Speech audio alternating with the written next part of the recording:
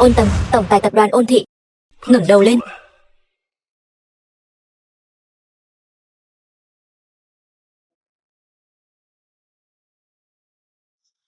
Từ khoảnh khắc ngươi bước chân vào cánh cửa này, con đường chuộc tội của ngươi bắt đầu.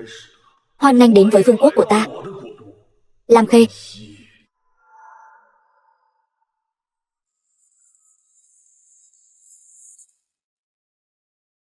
Lam Khê, đại tiểu thư Lam Thị.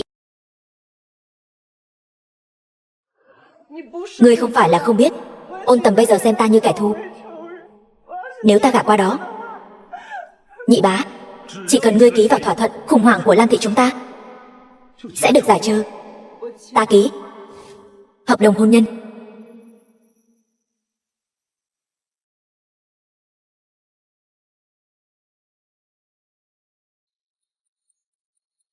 Lại đây.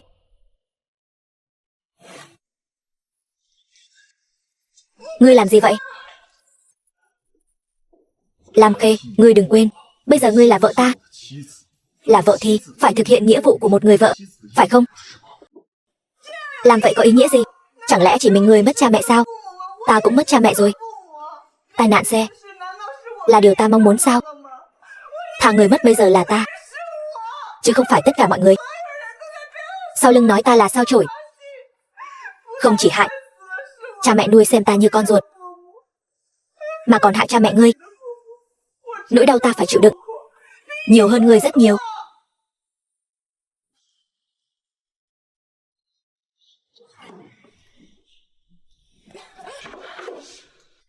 Cút ra ngoài.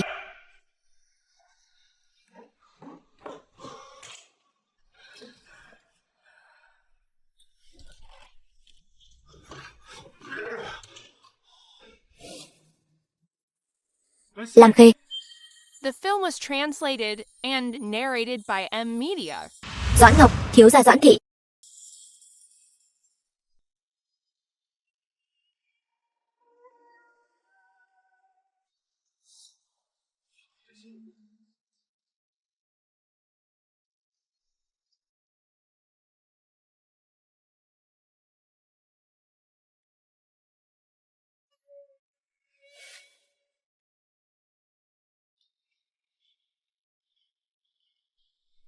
Tiểu Khê đừng sợ.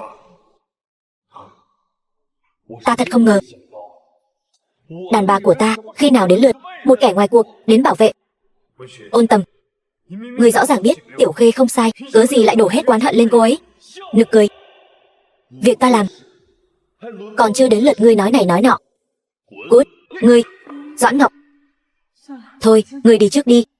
Ngươi đi trước đi. Đi đi. Ngươi muốn làm gì? Ta thật không ngờ ngươi lại vội vã ra ngoài tìm trai. Xem ra hình phạt trước đây của ta với ngươi vẫn chưa đủ, đúng không? Ta không có. Ngươi coi ta mù sao? Ta nói cho ngươi biết, ngươi đã kết hôn rồi. Nếu ngươi dám sau lưng ta làm ra chuyện gì không nên làm, ta không chắc ta sẽ làm ra chuyện gì đâu. Ngươi nói xem, nếu Doãn đại thiếu gia mà ngươi ngày đêm mong nhớ, một đêm bỗng chốc trắng tay, có phải rất hả hê không? Ngươi muốn làm gì? Làm cái gì? Nếu ngươi không muốn Doãn gia có chuyện, thì an phận thủ thường một chút cho ta.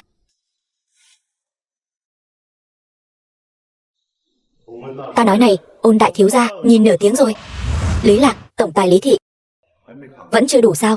Ngươi bây giờ lập tức cho cái tên Doãn Ngọc này biến mất khỏi công ty ngay.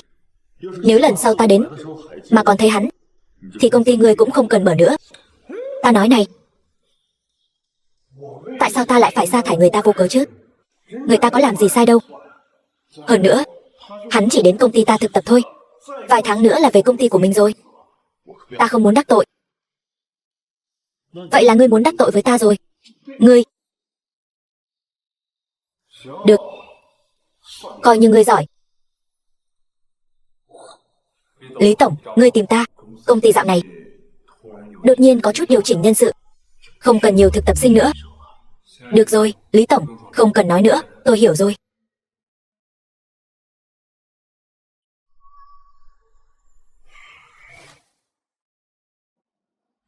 Sao vậy? Không có gì.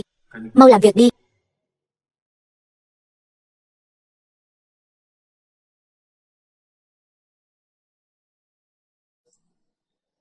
Lý tổng giám có việc gì không? Lam Khê, tối nay ta có một bữa tiệc, muốn các ngươi cùng đi. Nể mặt ta chút chứ. Xin lỗi Lý tổng giám, ta không có thời gian. Lam Khê, đừng có không biết điều. Ngươi chỉ là người mới đến, ta mời ngươi đi cùng là nể mặt ngươi rồi. Ngươi làm gì vậy?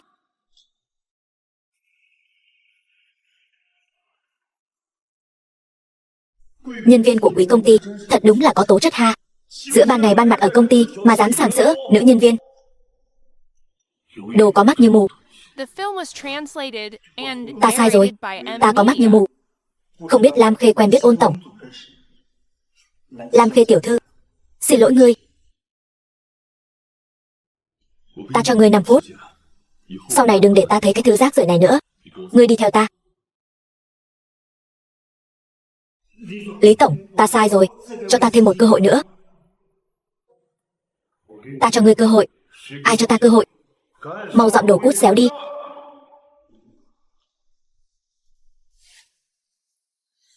Vừa rồi. Cảm ơn. Ngươi nghĩ nhiều rồi. Ta chỉ không muốn để người khác sau lưng nói ta bị cắm sừng thôi. Đúng rồi.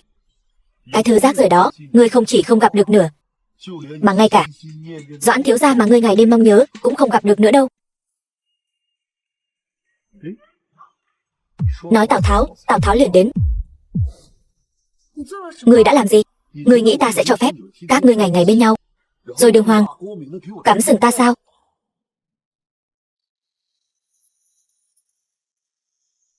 Ngươi đưa Tiểu Khê đi đâu? Nực cười. Ta muốn đưa vợ mình đi đâu mà cần phải xin phép Doãn thiếu gia ngươi sao? Ngươi. Tiểu Khê, hắn có phải đã uy hiếp muội không? Muội đừng sợ, ta đưa muội đi tìm luật sư, không biết tự lượng sức mình. Vợ yêu của ta, nàng bây giờ rất cảm động, phải không?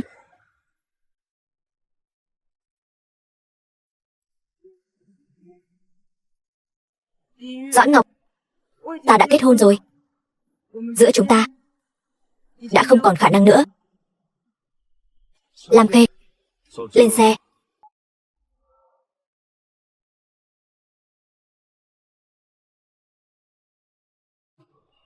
Sao? Đau lòng rồi. Doãn Ngọc không liên quan gì đến tất cả mọi chuyện. Ngươi đừng lấy sự giày vò đối với ta áp đặt lên người khác. Lam Khê, ta nói cho ngươi biết, ngươi đã kết hôn rồi. Nếu còn để ta phát hiện trong lòng ngươi còn có nam nhân khác, ta không đảm bảo Lam thị của các ngươi sẽ bình an vô sự. Ta nghĩ đây cũng không phải là điều ngươi muốn thấy, đúng không?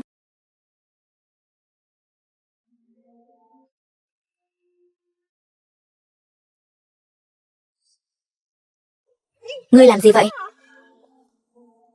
Hương vị không tệ. Đây không phải là nụ hôn đầu của ngươi chứ? Ngươi tốt nhất là ngoan ngoãn cho ta. Nếu không ta không chắc ta sẽ làm gì tiếp theo đâu. Lái xe. Ôn Tầm, tên khốn kiếp này. Nụ hôn đầu của ta cứ thế mà mất rồi.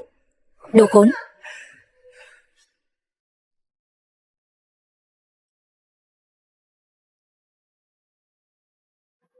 Ra ngoài ăn cơm.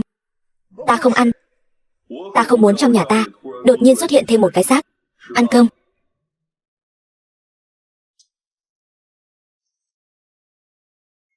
Người buông ra ta không ăn. Chẳng lẽ trong cái nhà này ta ngay cả quyền tự do ăn hay không cũng không có sao? Ăn cơm. Ta không. Ta không ăn. Người buông ra. Buông ra, Ôn Tầm. Người buông ra. Ta nói ta không ăn.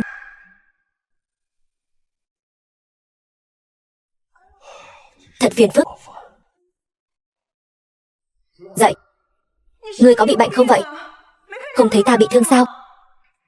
Lam Khê, ngươi dám nói chuyện với ta như vậy? Ngươi có phải đã quên mình là thân phận gì rồi không?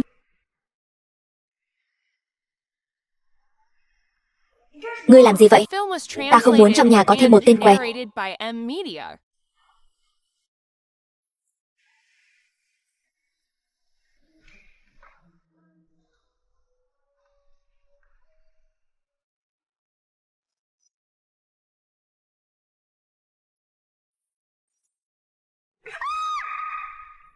Ngươi làm gì vậy?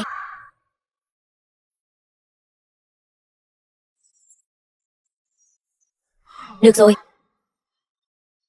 Cảm ơn, đồ ngốc.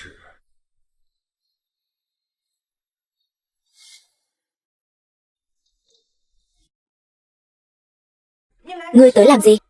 Làm gì? Ôn Tầm, ngươi muốn làm gì? Ngươi nói xem. Thê tử của ta. Ta nói cho ngươi biết, cho dù ngươi có được thân xác của ta, thì ngươi cũng không có được trái tim ta.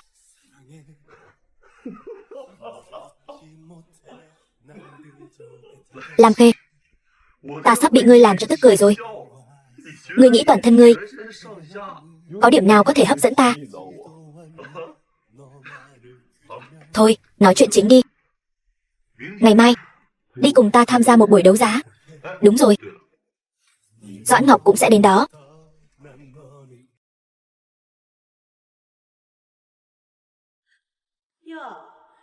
Đây chẳng phải là Ôn thiếu và Ôn thiếu phu nhân sao? Lam Khê, Ngô Tiêu Tiêu, tiểu thư Ngô Thị. Trong nhóm chúng ta, ngươi là người kết hôn đầu tiên. Thế nào? Cuộc sống của Ôn thiếu phu nhân chắc là rất tốt nhỉ? Dạo này, ngươi sống có tốt không? Cảm ơn ngươi, ta rất tốt. Ta và Lam Khê nhà ta rất ân ái. Phải không? Vợ yêu của ta. Phải. Ta và Ôn Tầm sống rất hạnh phúc. Chào mọi người. Vậy thì tiếp theo, chúng ta sẽ đấu giá vật phẩm đầu tiên của hôm nay. Đây là một chiếc vương miện vô giá. Sở dĩ nói nó giá trị liên thành là bởi vì nó là vương miện của vương hậu, đeo trong hôn lễ của chính mình. Ta tin rằng người sở hữu có thể có được khí chất ung dung quý phái, cũng là ai trả giá cao hơn sẽ được. Ôn thiếu, Lam Khê là tiểu công chúa nổi tiếng trong giới của chúng ta. Nghe nói người quanh năm ở nước ngoài, chắc là không biết rồi. Một chiếc váy của Lam Khê đã vài triệu. Ta thấy Lam Khê rất thích chiếc vương miện này. Hay là Ôn thiếu gia, người mua tặng Lam Khê, cũng là cách lấy lòng người đẹp. Ngô Tiêu Tiêu, người im miệng đi. Sao chỗ nào cũng có người vậy? Tiểu Khê, đợi lát nữa ta sẽ mua tặng ngươi thứ mà vợ ta thích. Không cần một người ngoài đến lấy lòng. Ôn Tầm, Doãn Ngọc không có ác ý. Đủ rồi. Ta không thích. 500 vạn. 500 vạn lần 1. 500 vạn lần 2. 500 vạn. 1000 vạn. Đô la Mỹ. Ngươi điên rồi. Giá khởi điểm của nó chỉ có 200 vạn thôi. Ta chỉ muốn cho ngươi biết, cái tên Doãn thiếu gia đó căn bản không có tư cách tranh với ta. 1000 vạn lần 1. 1000 vạn lần 2. 1000 vạn lần 3. Chốt. Chúc mừng ngươi. Ôn tiên sinh, chút nữa chúng ta sẽ có người đưa chiếc vương miện này đến địa điểm mà ngươi chỉ định.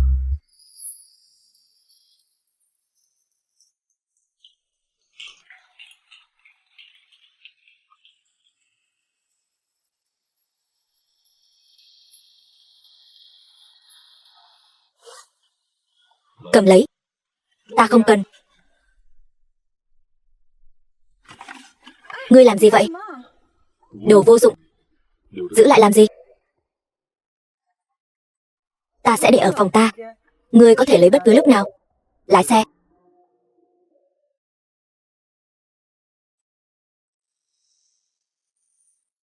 Đợi đã. Xuống xe. Làm gì? Xuống xe.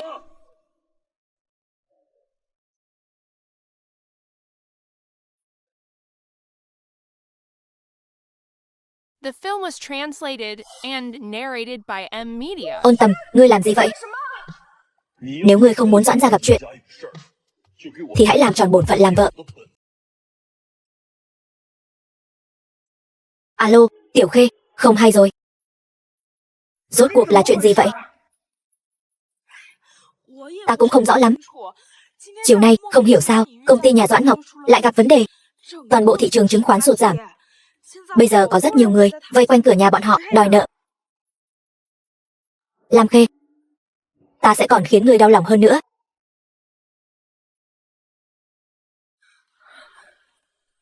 Ôn Tầm, Ta cầu xin ngươi hãy tha cho Doãn gia. Ngươi muốn ta làm gì, ta đều bằng lòng. Xem ra vì tên đàn ông đó, ngươi thật sự dám làm tất cả. Nếu Doãn Ngọc biết được ngươi sẽ vì hắn ta quỳ trước mặt ta, ngươi đoán hắn ta sẽ có biểu cảm gì? Ôn Tầm, ta cầu xin ngươi, ta đảm bảo, từ nay về sau ta sẽ không bao giờ gặp Doãn Ngọc nữa.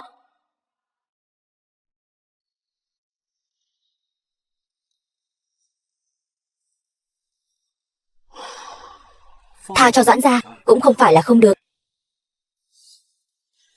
nhưng ngươi cũng phải thể hiện chút thành ý chứ. Ta đợi ngươi trên lầu.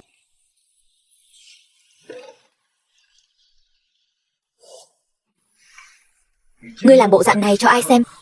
Lam Khê, ngươi tưởng ngươi khóc là ta sẽ tha cho ngươi sao? Ngươi đừng hòng.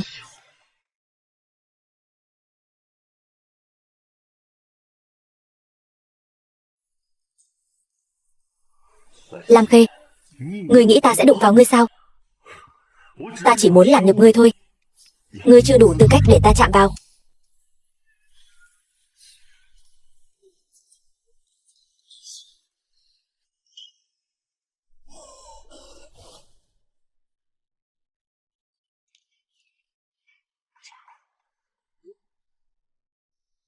Ôn thiếu, sao ngươi lại ở đây?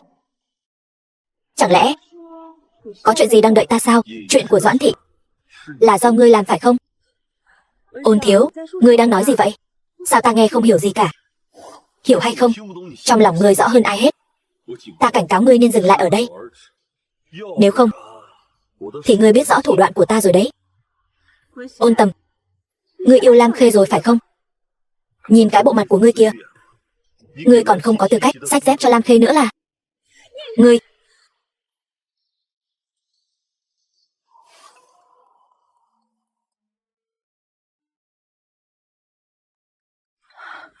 Doãn Ngọc, ngươi khỏe không? Tiểu Khê, cảm ơn ngươi. Nếu không có ngươi thì Doãn gia chúng ta cũng không thể vượt qua cơn nguy kịch này. Chuyện gì vậy? Cảm ơn ngươi đã xin tha giúp ta trước mặt Ôn Tầm. Ôn gia đã giúp Doãn gia chúng ta giải quyết xong nguy cơ. Bây giờ công ty đã hoạt động trở lại bình thường rồi. Không sao là tốt rồi. Doãn Ngọc, sau này chúng ta đừng gặp nhau nữa. Tại sao? Ôn Tầm đâu? Thiếu phu nhân, thiếu gia đã ra nước ngoài từ sáng sớm rồi, 1 tuần sau mới về. Thiếu phu nhân nếu có việc gì thì cứ nói với ta, ta sẽ chuyển lời cho thiếu gia. Không có gì, cảm ơn Lý bá. Thiếu phu nhân, trước khi đi thiếu gia đã hầm cho ngươi món canh ngươi thích nhất. Ta đi múc cho ngươi ngay đây. Lý bá, thay ta cảm ơn Ôn Tầm nhé. Ngươi cũng biết đấy, nếu ta cảm ơn hắn trực tiếp thì hắn sẽ không nhận đâu. Được. Ý ngươi là đáng lẽ ra Ôn Tầm muốn ngươi ngủ với hắn, nhưng hai người không làm thế, mà hắn còn tha cho Doãn gia nữa. Cái kiểu của Ôn Tầm này hơi sai sai nhỉ? Không có gì sai cả. Nói cho cùng thì ta cũng nợ hắn. Nếu không phải vì ta thì hắn cũng không mất cha mẹ. Tiểu Khê, chuyện này vốn dĩ không phải lỗi của ngươi. Ngươi cũng không thể lường trước được tai nạn sẽ xảy ra. Ta có một cách hay, có thể giúp được ngươi đấy. Cách gì? Tục ngữ có câu, The film was translated muốn nắm bắt đàn ông, and trái tim của người đàn narrated ông by M Media. thì phải nắm bắt dạ dày của hắn trước. Biết đâu đấy, Ôn Tầm sẽ không còn để ý chuyện trước kia nữa. Như vậy có được không?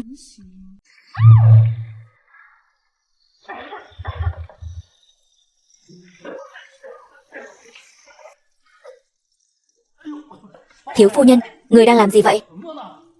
Ta muốn nấu cơm cho Ôn Tầm. Người có thể giúp ta một chút không? Trời ơi, thiếu phu nhân của ta, ngươi muốn học nấu ăn cũng không thể học như vậy được. Ngươi xem, cái bếp này sắp bị ngươi biến thành chiến trường rồi. Thiếu gia đã về rồi. Ngươi mau nhìn xem, thiếu phu nhân vì muốn đón thiếu gia về nhà đã làm cho người một bàn đồ ăn ngon. Thiếu gia, người mau nếm thử đi. Được.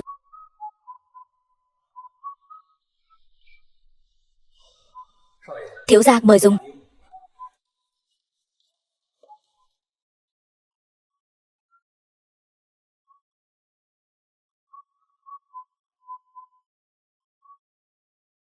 Thế nào? Ngon không? Chẳng lẽ không ngon? Hay là quá ngon?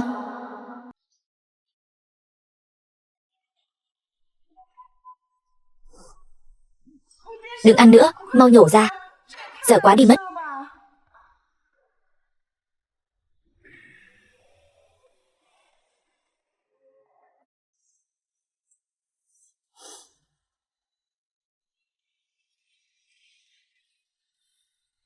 Lam Khê. Lam Khê, ta còn chưa nói gì mà. Ngươi đã khóc rồi. Ngươi gài bẫy ta, không thể gài bẫy ta như vậy được. Không phải. Không phải mà. Vậy ngươi khóc cái gì? Nín đi. Tiểu Khê, sao ngươi không nghe máy ta? Doãn Ngọc, ta đã nói rồi. Sau này chúng ta đừng gặp nhau nữa. Có phải Ôn Tầm không? Có phải ngươi đã yêu Ôn Tầm rồi không? Xin lỗi Tiểu Khê, vừa rồi ta chỉ là quá nóng vội. Nói sai rồi. Có phải Ôn Tầm ép ngươi không? Bây giờ ta sẽ đi tìm hắn. Đủ rồi Doãn Ngọc. Ôn Tầm không ép ta, là ta tự nguyện. Chúng ta chia tay đi. Sau này đừng gặp lại nữa.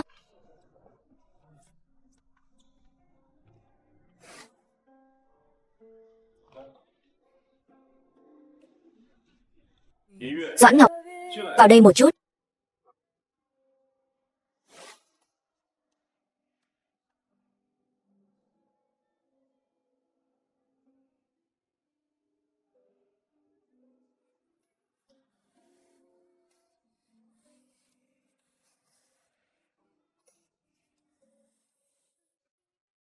Doãn thiếu, tâm trạng không tốt sao?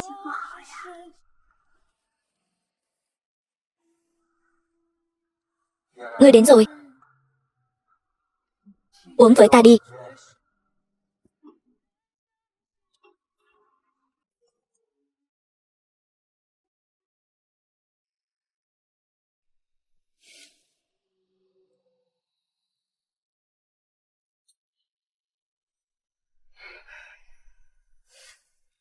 Thiếu phu nhân, The ăn film cơm was thôi. translated and narrated by M Media.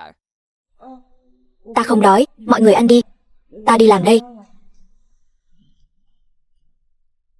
Đi điều tra. Chuyện gì đã xảy ra? Vâng. Tiểu Khê, ngươi nghe ta giải thích. Không phải như ngươi nghĩ đâu.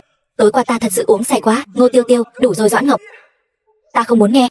Chúng ta đã chia tay rồi. Ngươi muốn ở cùng ai là chuyện của ngươi, không liên quan đến ta.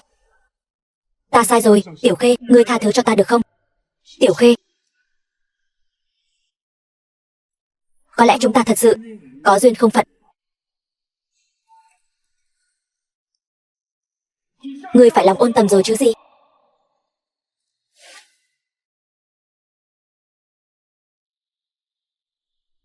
Cái này cũng đỡ cho ta ra tay. Thiếu phu nhân, người chưa dùng bữa phải không? Thiếu gia, đợi người đã lâu. Ta không đói, ta hơi mệt, ta lên lầu nghỉ ngơi trước. Lại đây.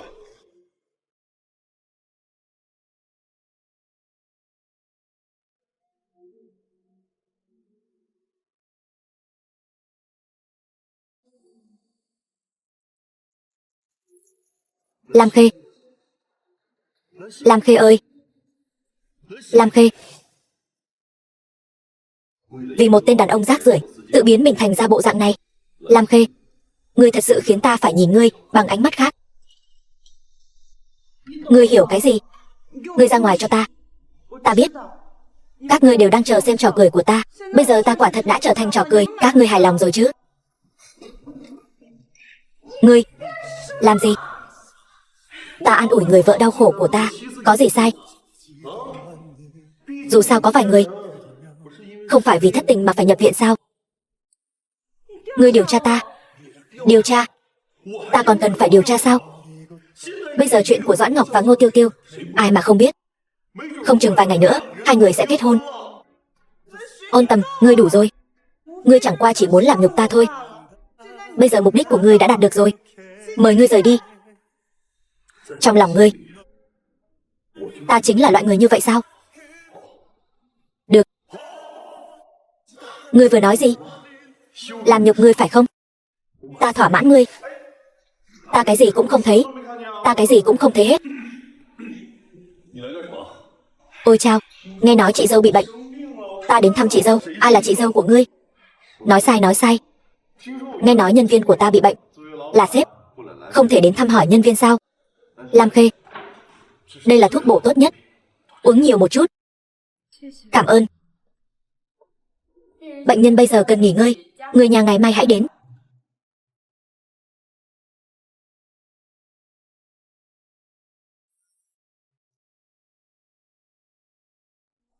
Ôn đại thiếu gia, ngươi e rằng đã động lòng với Lam gia tiểu thư rồi chứ? Này, ngươi vừa mới đối xử với người ta như vậy, ngươi mà nói không có, huynh đệ ta đây không tin đâu. Đối với cô ta còn chưa xứng.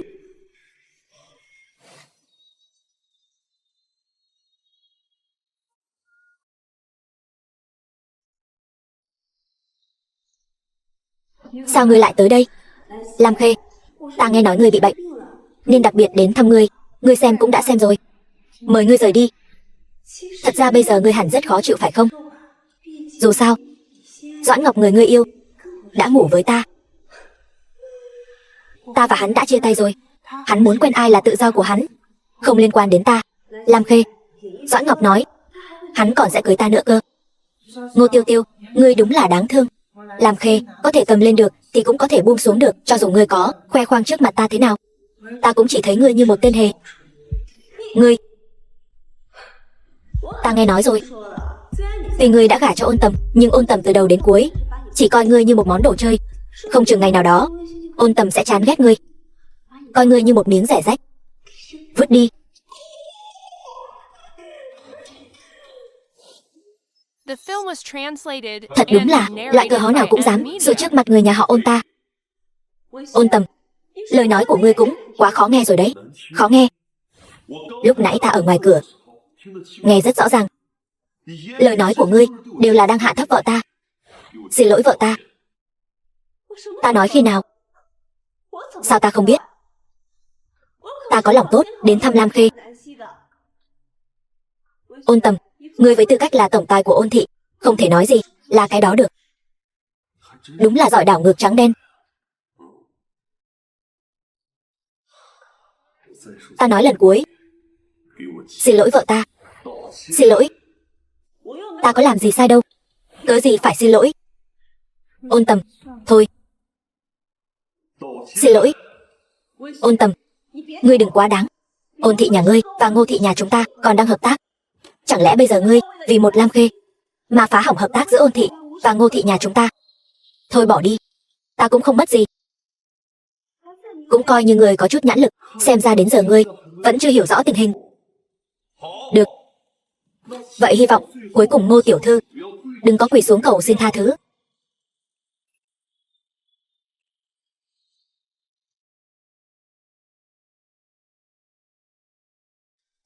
Xin lỗi. Ngẩng đầu lên. Ôn gia ta chưa từng nuôi kẻ hèn nhát, đặc biệt là loại bị đánh không dám đánh trả, bị mắng không dám cãi lại. Ngươi nhớ kỹ cho ta. Sau này nếu có ai dám khiêu khích ngươi thì ngươi phải trả lại gấp ngàn vạn lần. Nghe rõ chưa? Hôm nay cảm ơn ngươi. Thật ra ngươi không cần phải làm vậy. Ngươi nghĩ nhiều rồi. Ta làm vậy là vì thể diện của Ôn gia. Ta không phải vì ngươi. Đối ngoại, ta nhất định phải khiến bọn họ câm miệng. Đối nội, ngươi còn chưa đủ tư cách để ta làm gì với ngươi. Ta hy vọng ngươi hiểu rõ vị trí của mình. Ngươi đừng quên, ngươi đến đây là để chuộc tội.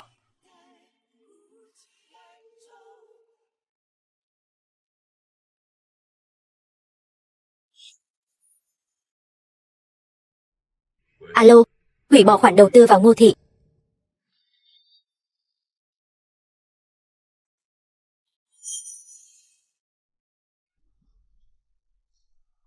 Alo, ba. Người rốt cuộc đã đắc tội gì với Ôn gia? Người có biết Ôn gia đã hủy bỏ khoản đầu tư vào Ngô thị không? Nếu không có đầu tư của Ôn thị, Ngô thị sẽ phá sản. Cái gì? Bây giờ ngươi lập tức đến Ôn thị xin lỗi cho ta. Nếu không thể lấy lại được khoản đầu tư, ngươi cũng không cần quay về Ngô gia nữa. Ba.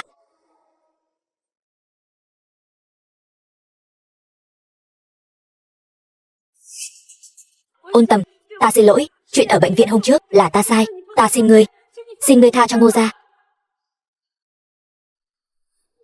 Xin lỗi, ta thực sự biết lỗi rồi. Ta thấy ngươi thật sự chẳng biết nhìn sắc mặt gì cả. Thật là xui xẻo.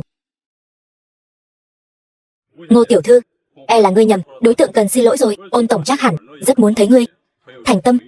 Xin lỗi người đáng được xin lỗi.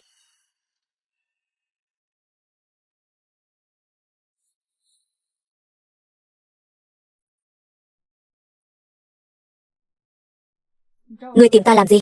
Lam Khê, ngươi thật sự lợi hại. Vậy mà có thể khiến Ôn Tầm vì ngươi mà hủy bỏ đầu tư vào Ngô gia. Cái gì? Ngươi đúng là giỏi quyến rũ đàn ông. Không chỉ Doãn Ngọc bị ngươi mê hoặc đến ăn không ngon, ngủ không yên, mà đến cả Ôn Tầm cũng bị ngươi câu dẫn đến mức này. Ngô Tiêu Tiêu, ngươi đang nói gì vậy? Ngươi đừng giả vờ nữa. Đợi Ôn Tầm quay lại, nhớ nói với hắn tiếp tục đầu tư vào Ngô gia. Lam Khê, ngươi không còn là công chúa cao quý như lúc cha mẹ ngươi còn sống nữa. Không có Lam thị phu phụ, ngươi vẫn chỉ là đứa trẻ, không ai cần ở trại trẻ mồ côi. Bây giờ ta nói chuyện với ngươi là đã ban ơn cho ngươi lắm rồi. Nhớ giữ đúng vị trí của mình. The film was translated and narrated by M Media.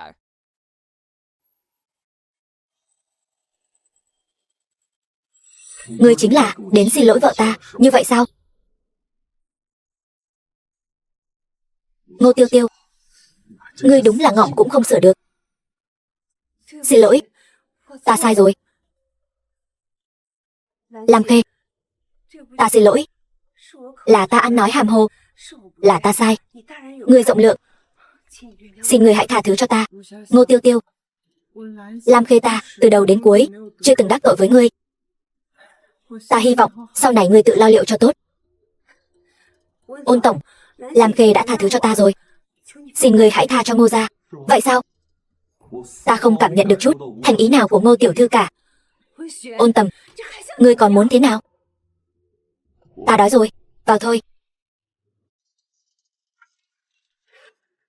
Xin lỗi, Lam Khê. Cả Lam Khê mà ngươi cũng dám gọi sao? Xin lỗi Ôn phu nhân. Chuyện trước đây ở bệnh viện và vừa rồi đều là lỗi của ta. Xin ngươi hãy tha thứ. Ngươi có thể đi rồi. Ta về sau không muốn gặp lại ngươi nữa. Ôn tổng, cầm miệng. Ngươi nhớ kỹ cho ta, cơ hội là do ngươi tự đánh mất. Ngươi đừng trách ai cả.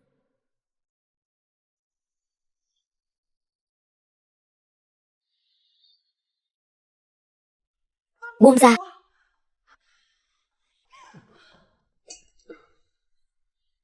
Ngươi là thấy ta vừa rồi bị làm nhục chưa đủ sao? Từng người các ngươi lần lượt làm nhục ta mới chịu buông tha sao? Ta không phải đã nói với ngươi rồi sao? Ôn gia chúng ta không nuôi kẻ nhu nhược. Lam Khê, ngươi xem lời ta nói như gió thoảng bên tai vậy sao? Ngươi thật sự là đồ không nên thân. Vừa nãy chỉ là bài học. Nếu sau này ngươi còn không đánh trả, không mắng lại, thì sẽ không đơn giản như vậy đâu.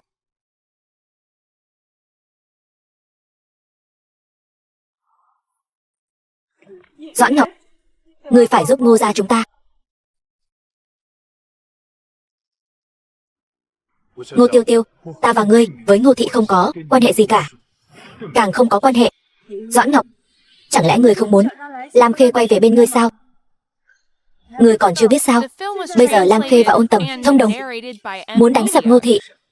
Nói không chừng tiếp theo sẽ là Doãn thị. Bây giờ chỉ có Ngô thị và Doãn thị hợp tác mới có khả năng đối kháng với Ôn Tầm. Đến lúc đó, ngươi muốn Lam Khê quay về bên ngươi chẳng phải dễ như trở bàn tay sao? Ngô Tiêu Tiêu, Lam Khê không phải loại người như vậy. Ngươi không được nói Lam Khê như vậy. Sau này ngươi đừng đến tìm ta nữa. Doãn Ngọc, ngươi nói câu này tự ngươi có tin không? Nếu ngươi không tin thì cứ hỏi thẳng Lam Khê là được rồi.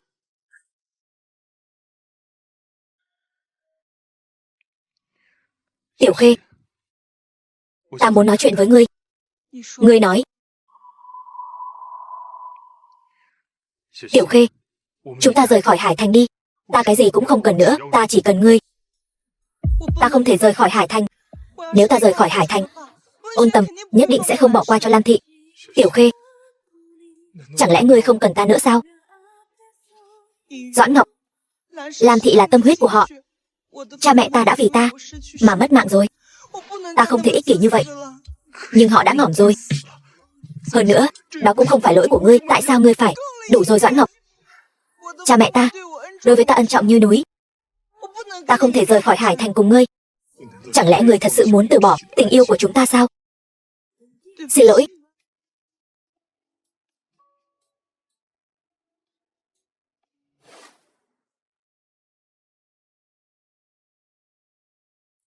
Thiếu phu nhân. Thiếu gia đã đợi ngươi rất lâu rồi.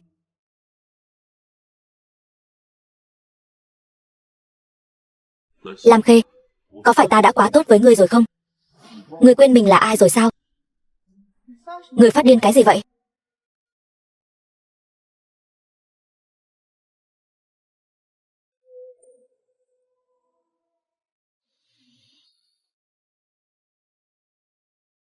Vừa rồi không phải rất mạnh miệng sao? Sao giờ không nói được gì nữa rồi? Cái này, Doãn Ngọc hôm nay đúng là có đến tìm ta. Nhưng mà chuyện... Cầm miệng. Lam Khê, có phải ta trông rất dễ bị lừa không? Sự nhẫn nại của ta có hạn. Không phải, cái này, nó... Ngươi làm gì vậy? Làm cái gì? Lam Khê, bây giờ ngươi là nữ nhân của ta. Ngươi nói ta muốn làm gì? Ôn Tầm, nếu ngươi dám động vào ta, ta sẽ ngỏm cho ngươi xem. Được thôi, ta muốn xem thử ngươi có lá gan đó không.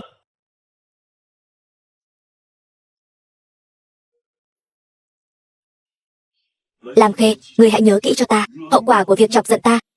Ngươi gánh không nổi đâu.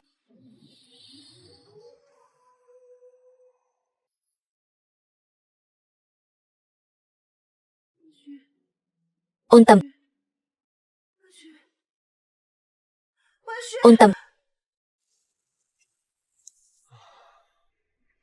Thật không ngờ, ngươi ngay cả trong mơ cũng gọi tên ta.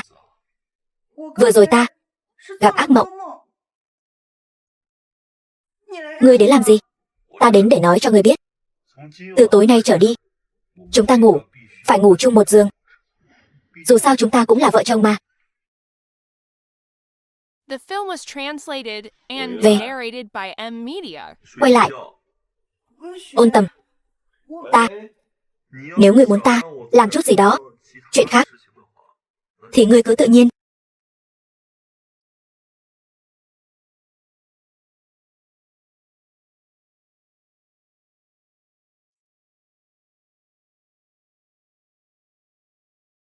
Thiếu phu nhân, bữa sáng hôm nay là thiếu gia đặc biệt làm cho ngươi.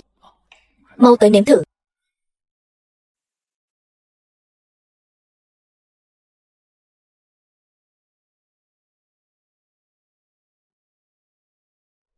Đợi ăn xong rồi, cùng ta tham dự lễ hợp nhất của Doãn Thị và Ngô Thị.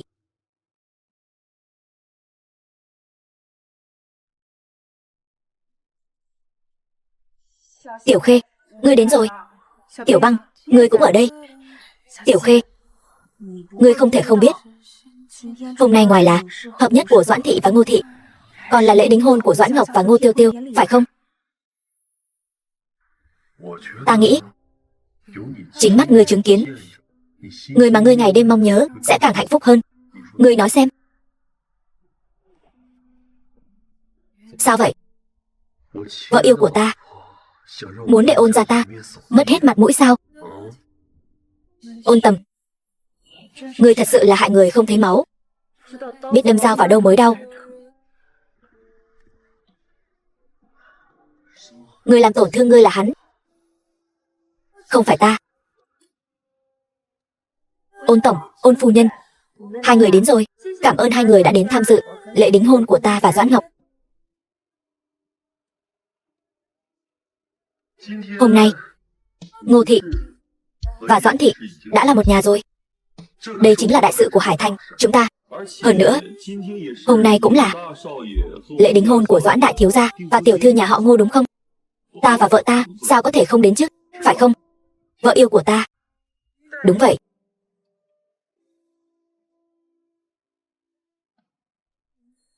Đây chẳng phải là Lam Khê sao?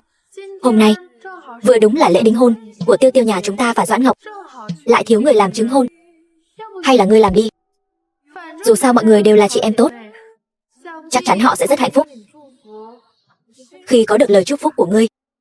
Lam Khê, nhớ ngươi nhé. Được thôi. Hôm nay ta tận mắt chứng kiến bạn tốt của ta, Doãn Ngọc và Ngô Tiêu Tiêu kết hôn. Họ đã tìm thấy người kia của đời mình. Ta chân thành chúc phúc cho hai người. Chúc hai người có một tương lai tươi đẹp, rạng ngời và thành công.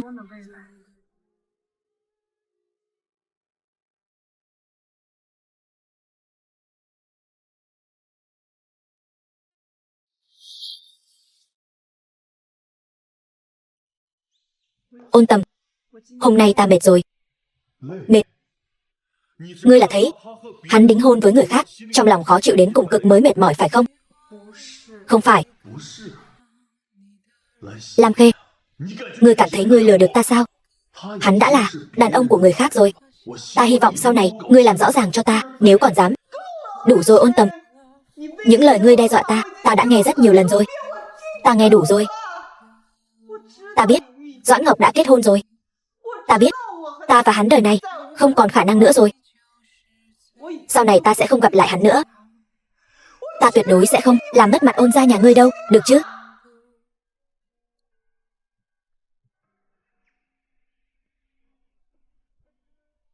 Ôn Tầm, chỉ một đêm thôi.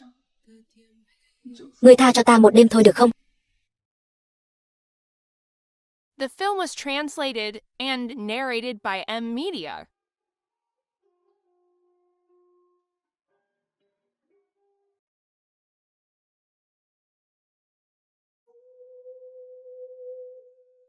Ta có thể nói vài câu không?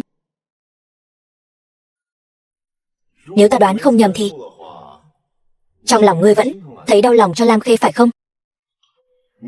Bản thân ngươi cũng rõ, chuyện đó chỉ là tai nạn. Lam Khê không có lỗi gì cả. Cô ấy cũng là nạn nhân. Ngươi chỉ là chút hết cơn giận lên người cô ấy mà thôi. Ôn Tầm, ngươi đã yêu cô ấy rồi. Đã yêu rồi thì đừng làm những chuyện khiến bản thân hối hận. Yêu cô ấy. Mắt ngươi mù rồi. Không yêu sao? Yêu. Ta nói cho người biết, lát nữa hãy thể hiện cho tốt vào. Ôn Tầm tuy đã cưới Lam Khê của Lam thị, nhưng ai cũng biết Đới Thư, đại tiểu thư Đới thị, là để trả thù Lam Khê. Lý Mai, mẹ nữ chủ, chỉ khi có được Ôn Tầm, Đới thị chúng ta mới có thể giải quyết được khủng hoảng. Ôn Tổng, Ôn Tổng, ta là Lý Mai của Đới thị. Vốn của Đới thị chúng ta gần đây có chút vấn đề, muốn nhờ Ôn Tổng giúp đỡ. Không hứng thú. Ôn Tổng, đây là con gái ta, Đới Thư, nó luôn rất ngưỡng mộ Ôn Tổng. Ôn Tổng, ngươi đã yêu Lam Khê rồi. Được, vậy thì xem con gái ngươi thể hiện thế nào. Được, Ôn Tổng. Đi đi.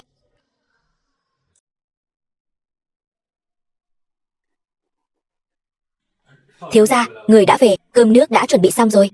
Thêm một bộ bát đũa nữa, ngồi đi.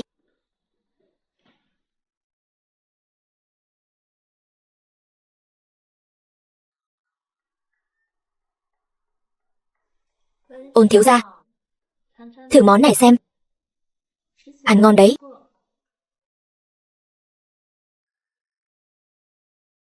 Ôn thiếu gia, sau này ta muốn ở đây với ngươi, được không? Ta ăn no rồi. Xin chào. Ta là Đới Thư. Bắt tay thì thôi. Biệt thự này rất to, chắc hẳn Ôn thiếu gia rất vui lòng để ngươi ở lại.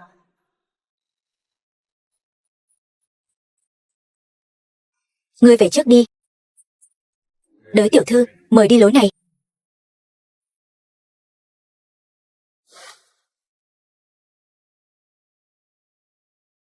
Ngươi đến làm gì? Đây là nhà ta. Ta muốn làm gì thì làm. Phải, đây là nhà ngươi. Ngươi muốn làm gì thì làm, kể cả đưa phụ nữ khác về nhà.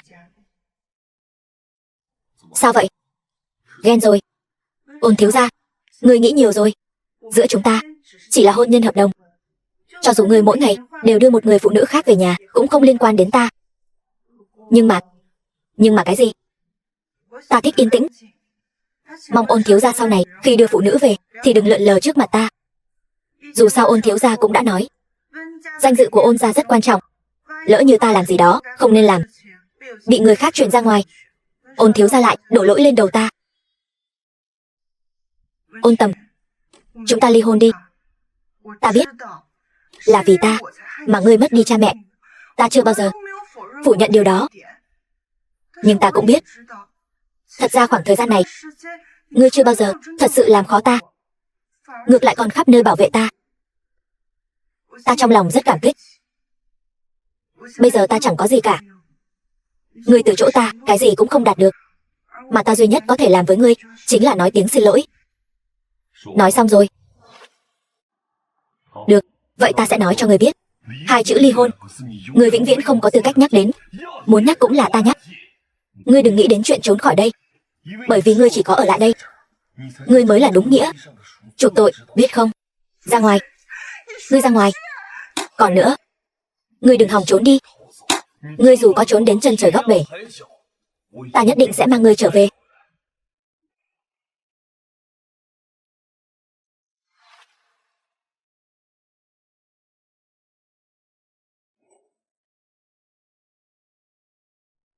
Ta là mẹ của Đới Thư. Trò chuyện một chút nhé. Lam Khê, người đã không còn là Lam Khê lúc vợ chồng họ Lam còn sống nữa rồi. Cho nên, căn bản không có tư cách ở lại bên cạnh Ôn Tầm.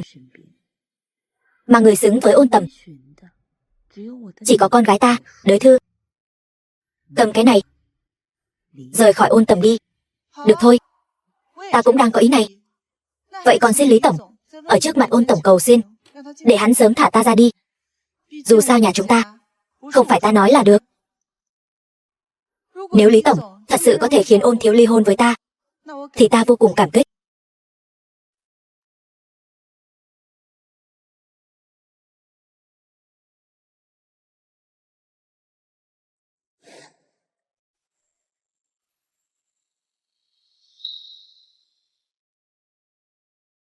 Thiếu gia, thiếu phu nhân cầm chi phiếu Lý Mai đưa, ném vào thùng rác rồi.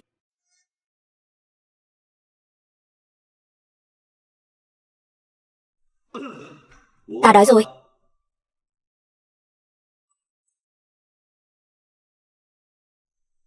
Ngươi cứ từ từ ăn, ta lên lầu ngủ trước. Đợi đã. Giấm đâu?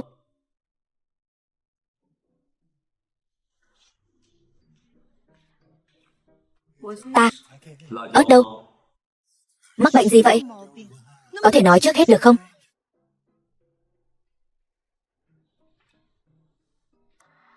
Giờ thì ta có thể lên lầu nghỉ ngơi trước rồi. Qua đây, ngồi xuống. Lại đây. Làm gì? Hôm nay, bổn thiếu gia ta tâm trạng đặc biệt tốt. Nói đi, muốn gì? Bổn thiếu gia đều có thể thỏa mãn ngươi.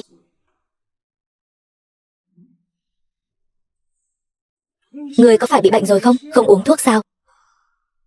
Lam Khê, ngươi một chút thú vị cũng không có trong người. Ngươi, hình như bệnh thật sự không nhẹ đâu. Ngươi tin hay không? Ngươi còn nói như vậy nữa, ta ném ngươi ra ngoài. Cái gì? Không có gì.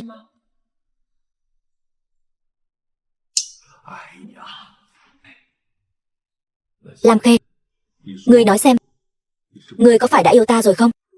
Ta bị bệnh não sao? Yêu một người, coi ta là kẻ thù. Nói chuyện. Ôn Tầm, ngươi hôm nay rốt cuộc làm sao? Hôm nay, Lý Mai đưa ngươi một tấm chi phiếu, để ngươi rời khỏi ta, đúng không? Ngươi phái người theo dõi ta. Ngươi, ta cũng rất bất ngờ. Ngươi lại dám ném tờ chi phiếu đó đi. Vậy ta có phải nên hiểu là ngươi không nỡ rời xa ta, cho nên ngươi nghĩ nhiều quá rồi. Ta ném nó đi là bởi vì ta thấy tờ chi phiếu bà ta đưa thật ghê tởm. Ngươi nói cái gì? Ôn Tầm, Giữa chúng ta cách nhau vạn dặm ngân hà. Ngươi chắc chắn ngươi có thể vượt qua rào cản trong lòng để yêu ta sao?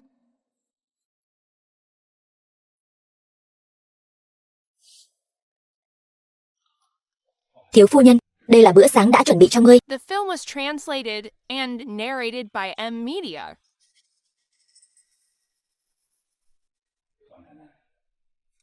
Lúc đi, ta thấy tâm trạng thiếu gia không được tốt lắm. Hôm qua là sinh nhật hắn. Có phải ngươi quên rồi không? Xin lỗi bác Lý. Ta không biết. Khó trách.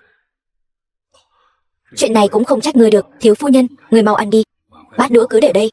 Lát nữa ta sẽ dọn.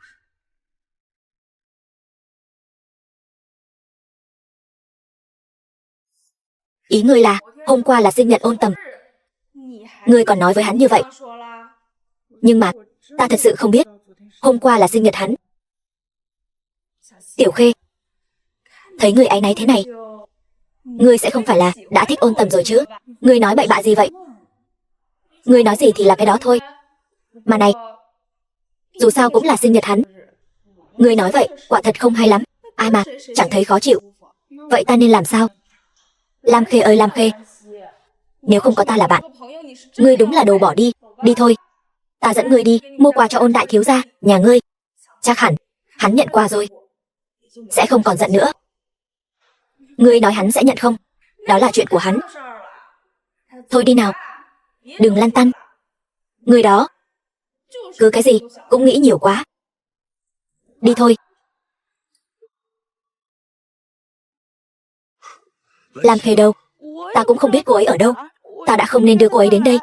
Ôn Tầm, ngươi mau cứu Lam Khê với. Rốt cuộc tầng mấy bị cháy? Nói, cô ấy ở tầng 13. Cái gì? Ta và Tiểu Khê chính là lúc ở tầng 13 mới tách ra. Nếu không phải cô ấy nói với ta hôm qua là sinh nhật ngươi, cô ấy muốn mua quà sinh nhật cho ngươi, ta cũng sẽ không đưa cô ấy đến đây. Cái gì? Ngài không thể vào trong. Tránh ra. Nguy hiểm. Ngài ơi, đừng làm khó chúng tôi. Ôn Tầm, lực lượng cứu hỏa đã vào rồi. Ngài đừng gây thêm rối nữa. Ai bảo ngươi đưa cô ấy đến đây? Ôn Tầm. Tiểu Khê, ngươi không sao chứ? Tuyệt quá. Thật là hú vía. Ta không sao. Vừa rồi chỉ là thiết bị phòng cháy, bị một đứa trẻ con nghịch ngợm bấm nhầm. Không có cháy. Cứu hồn. Doãn Ngọc, sao ngươi lại ở đây? Ta đang mua sắm ở trung tâm thương mại, tình cờ gặp Tiểu Khê.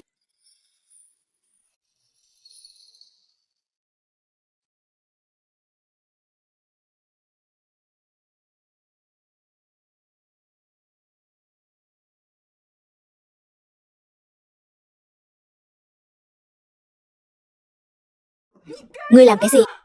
Làm gì cơ? Hôm nay ngươi đến trung tâm thương mại làm gì? Ta đến trung tâm thương mại là quyền tự do của ta, sao ta lại không thể đến? Ta thấy ngươi đến trung tâm thương mại là giả. Gặp Doãn Ngọc mới là thật. Ta và Doãn Ngọc là tình cờ gặp nhau ở trung tâm thương mại. Lam Khê, cô thật rẻ mạt. Đàn ông có vợ rồi mà ngươi cũng dám xuống tay sao? Ôn Tầm, câm miệng. Ngươi không xứng đáng gọi tên ta.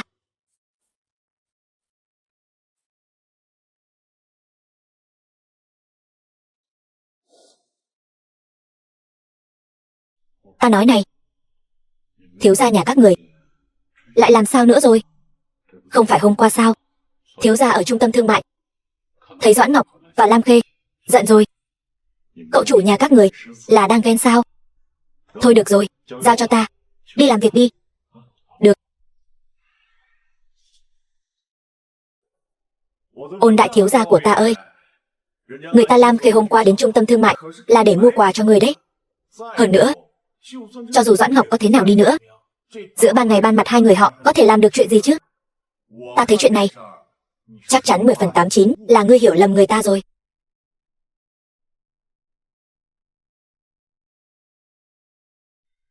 Ôn thiếu gia này cứu ta thì đúng là không được rồi. The film was Ôn Tầm. translated and narrated by M Media. Phòng cấp cứu. Tiểu Khê, thế nào rồi? Tiểu Khê, người phải cố lên. Ôn Tầm sẽ không sao đâu. Bác sĩ, đừng kích động. Thế nào rồi? May mà đưa đến kịp thời. Tuy nhiên, chân bệnh nhân bị gãy xương, cần phải nằm nghỉ ngơi. Cảm ơn bác sĩ. Tiểu Khê, cô có thể yên tâm rồi. Ôn Tầm không sao rồi. Tiểu Băng, có lẽ người nói đúng. Khi hắn đẩy ta ra, rồi ngã xuống trước mặt ta.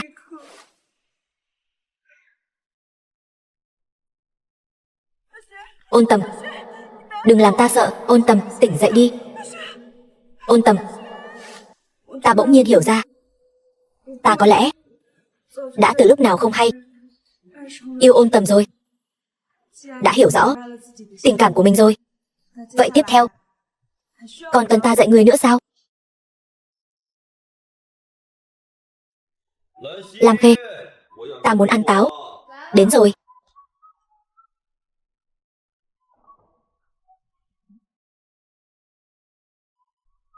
Lam Khê, ta muốn ăn quýt.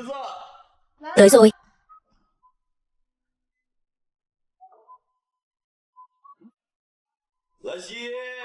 Lam Khê, ta muốn ăn chuối. Đến rồi. Lam Khê, ta muốn uống nước.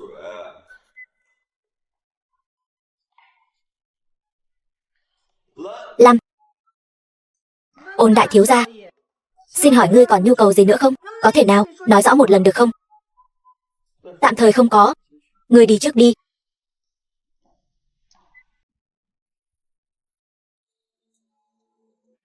Ôn Tầm, hôm đó ta đến trung tâm thương mại. Thật ra là để mua quà sinh nhật cho ngươi. Còn có Doãn Ngọc. Chúng ta quả thực là tình cờ gặp nhau ở trung tâm thương mại. Ngươi đang giải thích với ta sao? Coi như là vậy.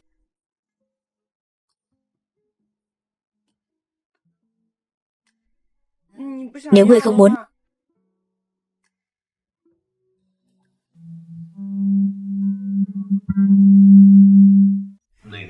Nhắm mắt lại. Ngươi muốn làm gì? Nhắm mắt lại.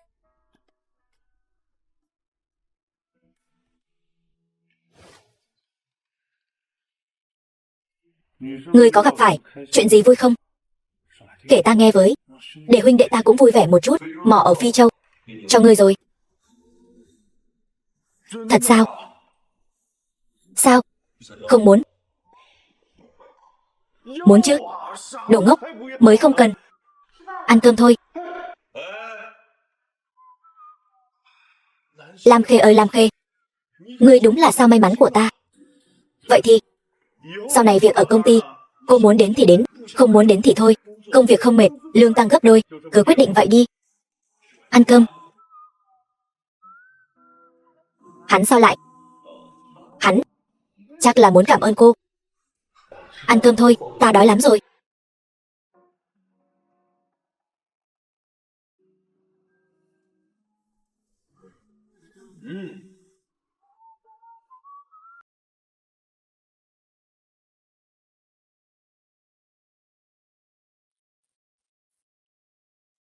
Lam Khê, nhìn từ xa đã thấy ngươi rồi. Còn tưởng không phải. Nhìn kỹ thì đúng là cô. Lâu rồi không gặp. Tiêu tiêu của chúng ta sắp cưới Doãn Ngọc rồi. Đến lúc đó, cô nhất định sẽ đến chứ. Đó là điều đương nhiên. Bây giờ ta đã là người làm chứng cho họ rồi. Nếu không đến lễ cưới, chẳng phải là quá vô lý sao? Lam Khê, ta sẽ đích thân đưa thiệp mời cưới đến tận tay cô. Được thôi, ta chờ. Lam Khê, ngươi cũng đừng quá buồn. Tất cả chúng ta đều biết ngươi thích Doãn Ngọc, nhưng không còn cách nào khác. Trong lòng Doãn Ngọc bây giờ chỉ có tiêu tiêu của chúng ta. Ngươi có tâm sự thì phải nói ra, đừng giả vờ mạnh mẽ nữa. Chúng ta đều biết trong lòng ngươi rất buồn. Điềm Điềm, ta buồn hay không hình như không liên quan đến cô. Ngươi nói vậy chẳng qua là muốn Ngô Tiêu Tiêu cảm thấy mình hơn ta. Hai người như vậy có ý nghĩa gì không? Cô Lam Khê, ngươi giả vờ thanh cao cái gì chứ? Ngươi chẳng qua chỉ là món đồ chơi của Ôn Tầm thôi. Ai nói Lam Khê là món đồ chơi của Ôn Tẩm ta chứ? Nếu ta không nghe nhầm, là ngươi nói phải không? Ôn tổng, có chỗ cho ngươi lên tiếng sao? Điền tiểu thư phải không? Ngươi nói đi. Phải làm sao đây? Xin lỗi, ta không nên nói cô như vậy. Xin ngươi hãy tha thứ cho ta.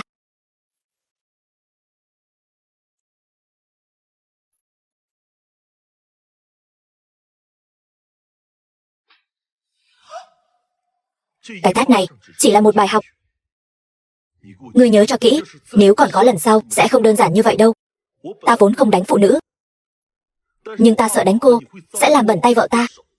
Ở đây không có ai khác, chỉ có thể do ta thay mặt mà thôi. Các người nhớ kỹ cho ta. Người của Ôn gia ta, các người không thể chọc vào đâu.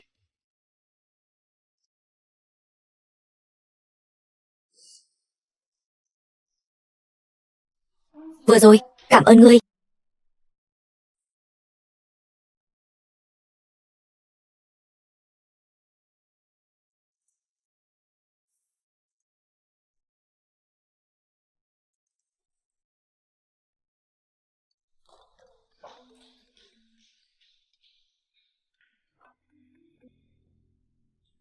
Tốt nhất ngươi nên có chuyện rất quan trọng để nói. Lần trước vụ tông xe vào ngươi đã điều tra ra rồi, có liên quan đến Lam gia. Lam gia, hai cha con Lam Thụy Xuân và Lam Hải thật không phải dạng vừa đâu. Thiếu gia, Lý Mai tới rồi. Ta chưa tìm cô ấy.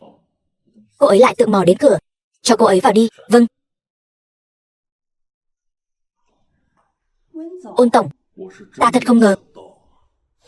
Ta chưa tìm ngươi, ngươi lại tự đưa mình đến cửa. Ôn tổng, Lam Khê đó là loại đàn bà háng tiền.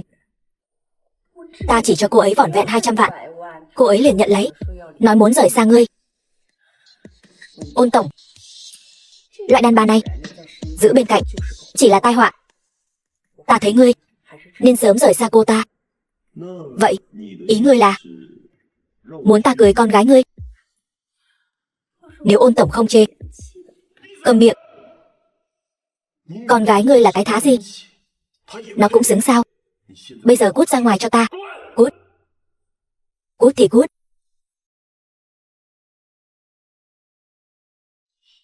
Lam Khê, 200 vạn liền bán ta. Ngươi xem ta về sẽ xử lý ngươi thế nào?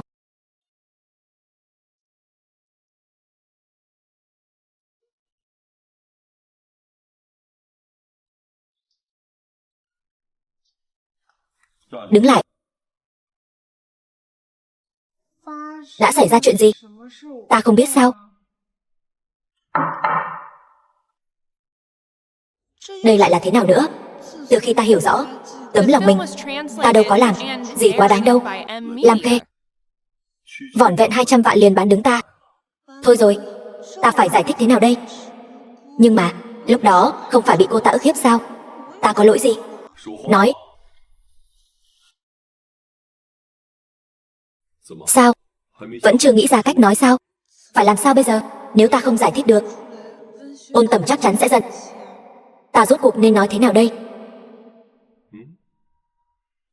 Ôn tầm, ta hình như thật sự yêu ngươi rồi. Ngươi nói gì vậy?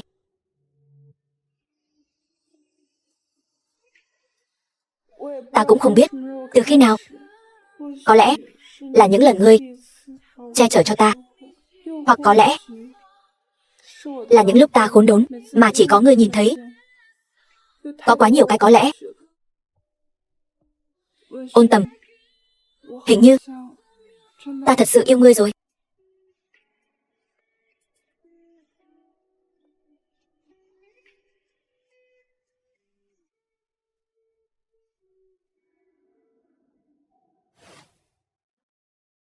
Thiếu phu nhân, thiếu gia đi công tác rồi. Khi nào thiếu gia về vẫn chưa rõ. Trước khi đi, thiếu gia đã làm hết những món người thích. Ngươi mau tới nếm thử đi. Được.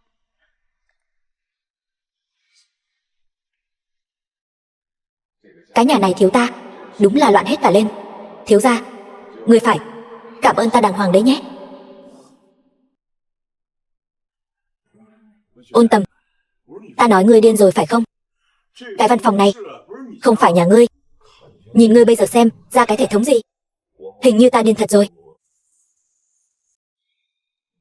Cô ấy nói cô ấy yêu ta rồi. Đây chẳng phải là kết quả ngươi mong muốn sao? Sao vậy? Ôn đại thiếu gia cũng có lúc sợ hãi sao? Ai nói không chứ?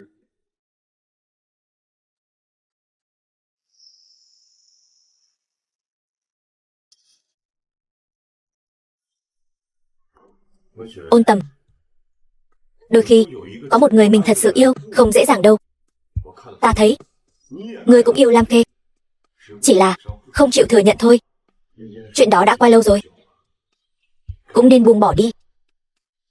Ta tin chỉ cần ngươi sống tốt, chú gì cũng sẽ vui mừng cho ngươi và chúc phúc cho ngươi.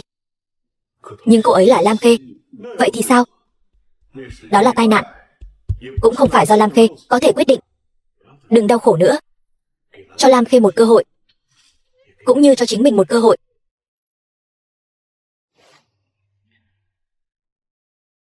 Ôn Tầm, Lam Khê ơi Lam Khê, cô còn trông đợi điều gì nữa? Ngươi vốn dĩ chẳng có gì cả, vậy mà còn ảo tưởng muốn có được thứ không nên mơ ước. Thấy chưa, đến cả ông trời cũng không giúp ngươi.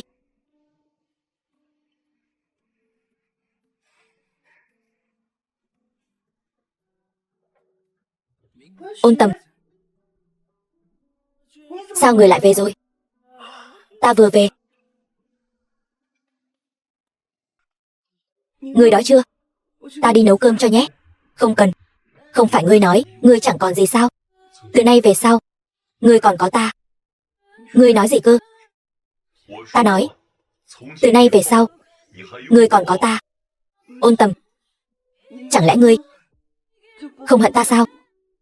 Ta chưa từng thật sự hận em. Cảm ơn ngươi Ôn Tầm.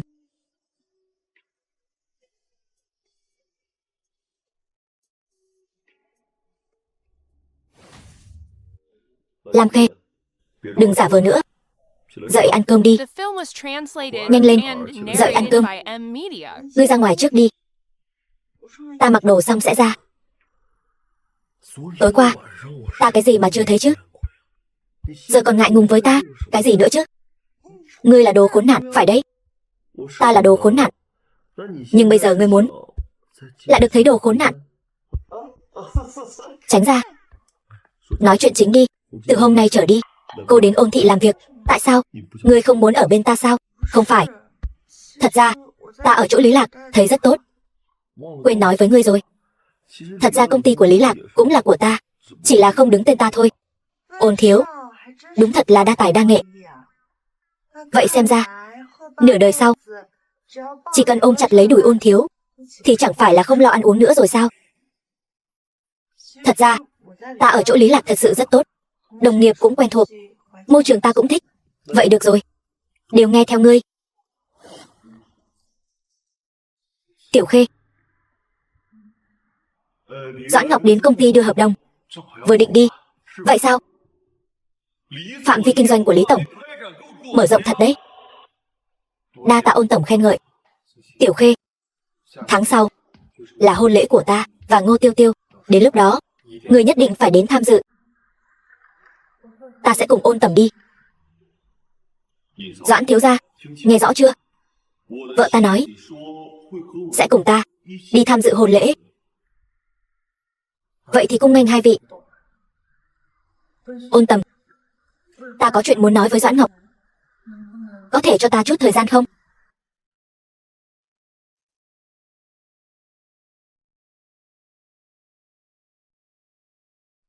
Hai người cứ nói chuyện. Tiểu Khê, dạo này vẫn khỏe chứ? Ta rất khỏe. Doãn Ngọc, ta có chuyện muốn nói với ngươi. Ta không muốn lừa dối ngươi. Ta đã yêu Ôn Tầm. Giữa chúng ta sau này sẽ không còn bất kỳ quan hệ nào nữa. Lần trước ở lễ đính hôn của ngươi và Ngô Tiêu Tiêu, những lời ta nói đều là thật lòng. Doãn Ngọc, ta thật lòng chúc phúc cho ngươi. Chúc ngươi hạnh phúc.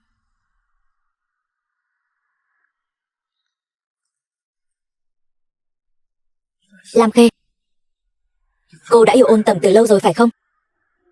Có lẽ vậy.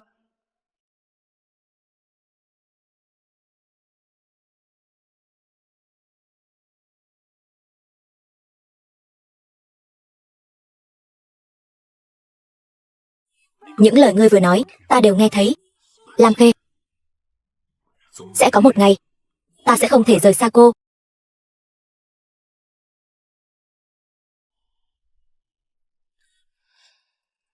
Ba, làm sao bây giờ? Người chúng ta phái đi Tông Lam Khê đã bị bắt rồi. Nhìn cái bộ dạng hèn nhát của ngươi kia. Ta đã nói rồi, đó chỉ là ngoài ý muốn. Hơn nữa, bây giờ người nhà của cô ấy đang ở trong tay chúng ta. Liệu cô ấy có dám làm gì không? Nhưng mà con Lam Khê này mạng cũng thật là cứng. Ba nói xem, cái tên Ôn Tầm này rốt cuộc là có ý gì? Không phải hắn luôn không thích Lam Khê sao? Sao lại cứu Lam Khê chứ? Hắn ta không phải là... Rất có khả năng Lam Khê này, cô ấy thật sự có bản lĩnh. Nếu đã có thể nắm được Ôn Tầm, nếu có Ôn Tầm chống lưng cho cô ấy, chúng ta muốn lấy được cổ phần Lam thị trong tay cô ấy, e là vô vọng rồi. Có lẽ The xử lý film Lam was Khê translated and căn bản không cần ta ra narrated tay. by M Media. Ý của ba là, theo ta được biết, Lam Khê trước đây không phải là cùng tiểu tử nhà Doãn ở bên nhau sao? Bây giờ tiểu thư nhà Ngô đã gả cho Doãn thị. Tiểu thư nhà Ngô này từ nhỏ đã không hợp với Lam Khê. Chúng ta sao không lợi dụng điểm này, mượn tay người khác, đạt được mục đích của chúng ta? Lam Khê, ngươi đúng là âm hồn bất tán. Ngươi cứ chờ đấy. Cho dù ngươi có Ôn Tầm chống lưng thì đã sao? Ta muốn xem thử Ôn Tầm nếu thấy cô ở cùng người đàn ông khác sẽ có phản ứng gì.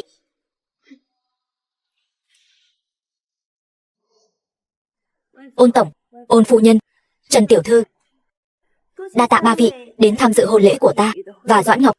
Chúc mừng nha. Xin lỗi vị tiểu thư này. Xin lỗi, thật sự xin lỗi. Không sao, ngươi cứ đi đi. Cảm ơn. Không sao đâu. Tiểu Khê, ta với cô. Trần Băng, đi thôi, đi với ta, trò chuyện với các bạn học một chút. Đi nào. Vậy ta đi cùng cô. Không cần đâu, ta sẽ quay lại ngay. Ngươi đợi ta ở đây nhé.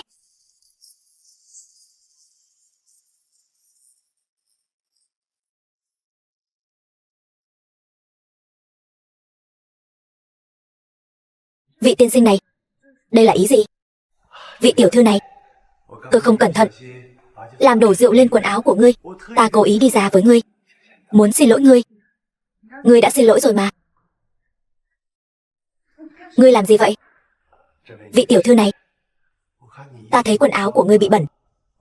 Chúng ta sang phòng bên cạnh, ở đó vừa đúng có một bộ đồ hợp với cô. Ngươi có thể thay một bộ khác. Không cần đâu. Thả ta ra, thả ra. Thả ta ra.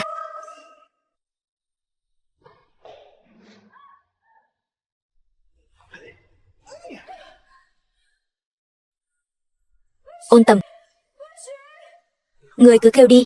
Ngươi có kêu đến khản cổ cũng sẽ không có ai đến cứu ngươi đâu, biết không?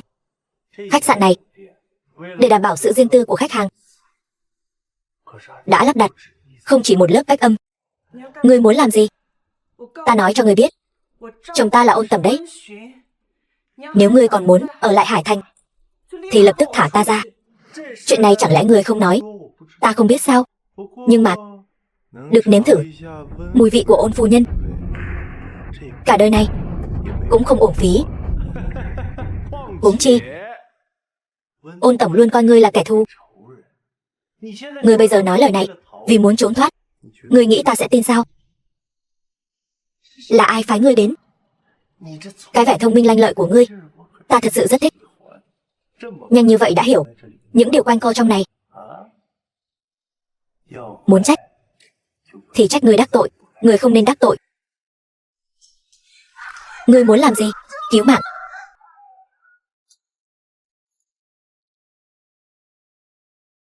Tiểu Khê, không sao chứ? Người của ta mà ngươi cũng dám động vào.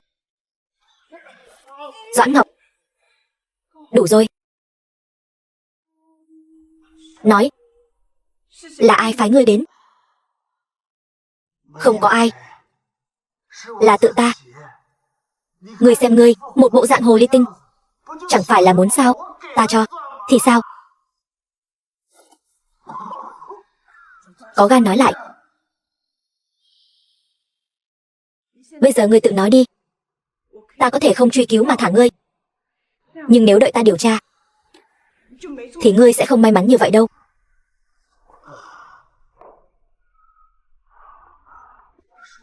Ta nói,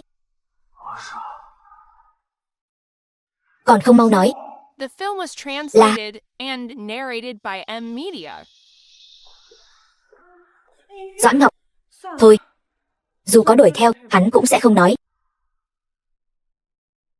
Không sao chứ?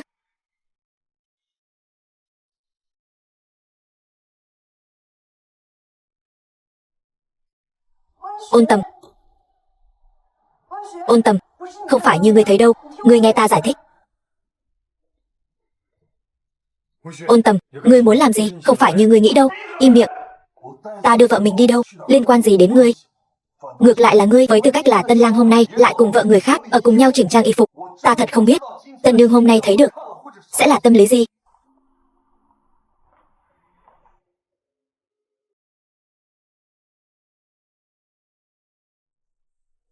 Ngươi làm gì vậy? Lam Khê, khoảng thời gian này ta thật sự bị ngươi xoay như trong chóng. Sao ngươi lại nóng lòng như vậy? Ngươi ở hôn lễ của người khác, ngươi... Lam Khê, đây chính là điều ngươi luôn miệng nói yêu ta. Không phải ngươi, không phải như ta nghĩ, phải không? Ta biết ngay ngươi sẽ nói như vậy. Lam Khê, tình yêu của ngươi thật rẻ mạt. Vậy nên từ đầu đến cuối, ngươi đều chưa từng tin tưởng ta, phải không? Ngươi nghĩ, ngươi đáng để ta tin tưởng sao? Lam Khê, từ đầu đến cuối, người trong lòng ngươi yêu, đều là Doãn Ngọc đó, phải không? Khoảng thời gian này, tất cả những gì ngươi làm, đều là vì hôm nay, phải không? Ôn Tầm, ngươi đang nói bậy bạ gì vậy? Đủ rồi. Khoảng thời gian này, bị ngươi vờn như vậy, ngươi rất vui sướng phải không? Không.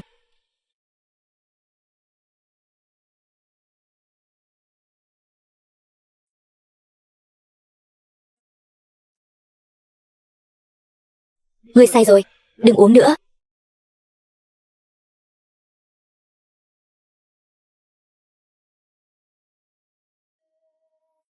Đi thôi, đưa ngươi về nhà.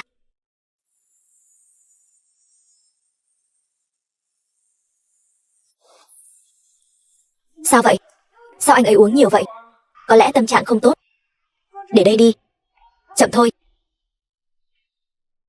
Ôn Tầm. Được rồi. Được, ta giao cho ngươi, ta đi trước.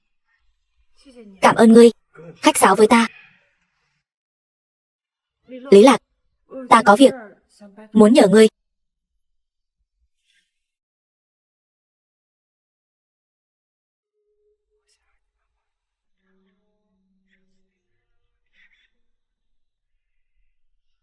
Được. Việc này giao cho ta. Ngươi chăm sóc hắn cho tốt. Ta về trước.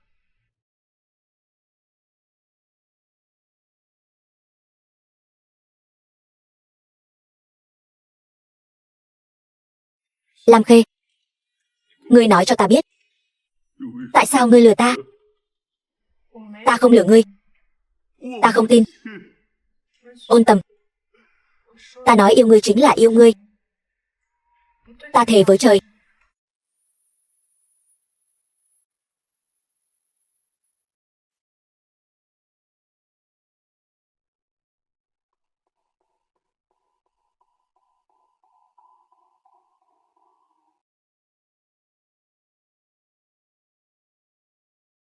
The film was translated and narrated by M Media.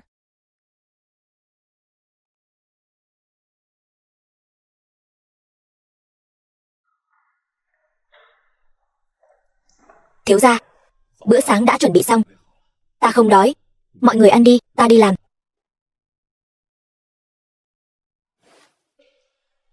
Tiểu Khê, ngươi và Ôn Tầm thế nào rồi?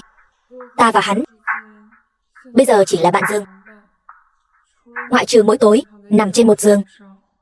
Bình thường cơ bản không có giao thiệp gì. Tiểu Băng, ngươi nói có phải ta quá tham lam không? Ta không nên yêu Ôn Tầm. Tiểu Khê, yêu một người là nên hay không nên? Hơn nữa, chuyện trước kia vốn dĩ là hiểu lầm. Ôn Tầm căn bản không tin ta. Tiểu Khê, ta dạy ngươi thêm một chiêu.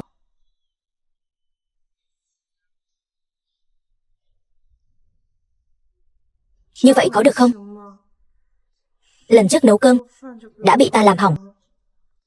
Ta nói Lam Khê, sự tại nhân vi. Tính ngươi, ta thật không biết giống ai vậy. Học vấn trong thế giới tình cảm thật thâm sâu.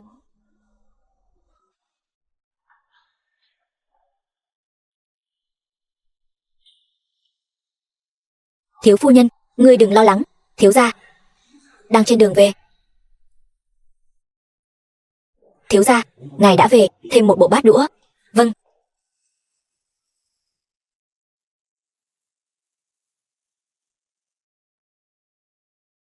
Ôn Tầm ca ca, món này huynh nếm thử, trông rất ngon.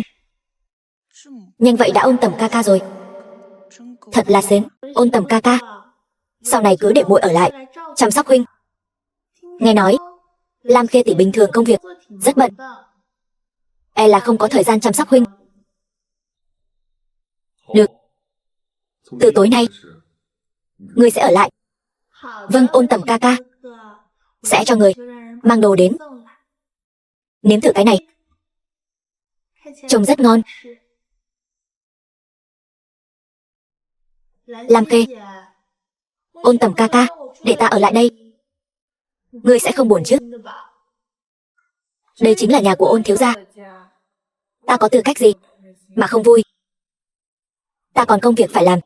Mọi người cứ ăn đi. Lam Khê, theo ta thấy thì Ôn Tầm ca ca căn bản là không thích ngươi. Hà cớ gì người nhất định phải ở đây chứ? Chi bằng sớm một chút ly hôn với Ôn Tầm ca ca, thanh toàn cho ta và Ôn Tầm ca ca.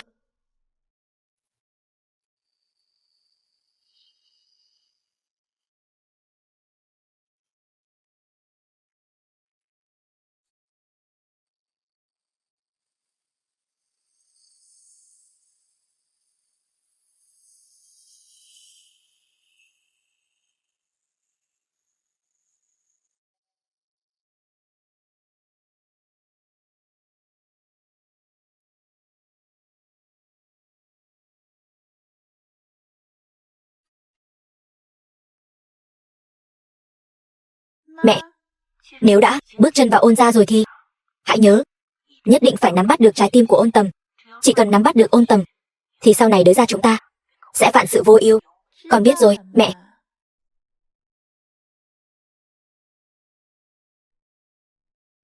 Lam Khê, vị trí thiếu phu nhân Ôn gia nhất định sẽ là của đời thư ta.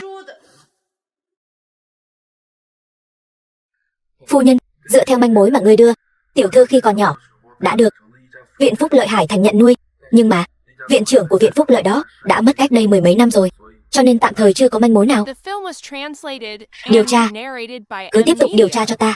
Dù thế nào đi nữa cũng nhất định phải tìm ra cho ta. Vâng.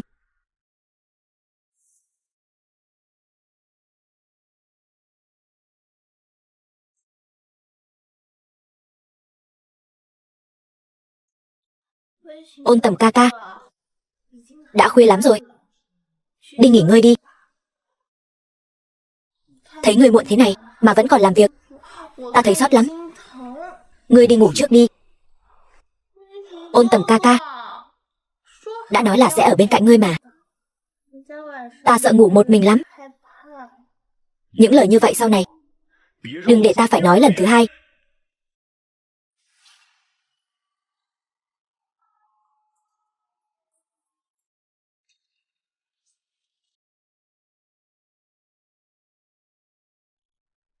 Lý bá, có thể làm giúp một phần cơm tối được không? Ta sợ Ôn Tầm ca ca tối sẽ đói bụng. Lát nữa ta sẽ mang lên cho Ôn Tầm ca ca. Lam Khê, chẳng lẽ ta không có quyền bảo người làm chuẩn bị cơm tối cho Ôn Tầm ca ca sao?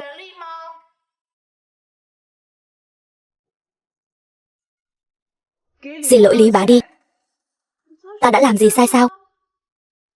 Tại sao tự nhiên lại phải xin lỗi chứ? Lý Bá không phải là người hầu. Ông ấy đã phục vụ cho Ôn gia gần hết cả đời người rồi. Ngươi không có tư cách gọi ông ấy như vậy. Rõ ràng chỉ là một người hầu. Lam Khê, ngươi đang cố thể hiện trước mặt đám người hầu này đấy sao? Tất cả chỉ là vì muốn ở lại Ôn gia thôi đúng không? Ta nói lại lần nữa, ngay lập tức xin lỗi Lý Bá. Thiếu phu nhân, ta không sao, không cần bận tâm. Đương sự đã lên tiếng rồi. Ngươi xen vào làm gì? Ôn Tầm ca ca. Lam Khê, lại dám bảo ta xin lỗi một tên người hầu. Xin lỗi. Nghe rõ rồi chứ? Ôn Tầm ca ca nói bảo ngươi xin lỗi ta. Ta bảo ngươi xin lỗi Lý Bá.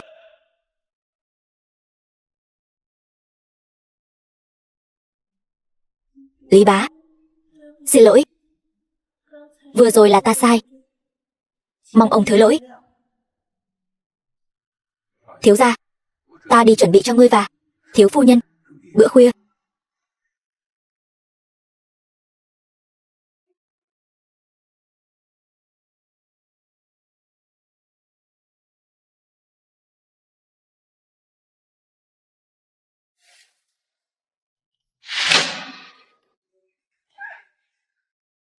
Ôn thiếu, ý ngươi là gì?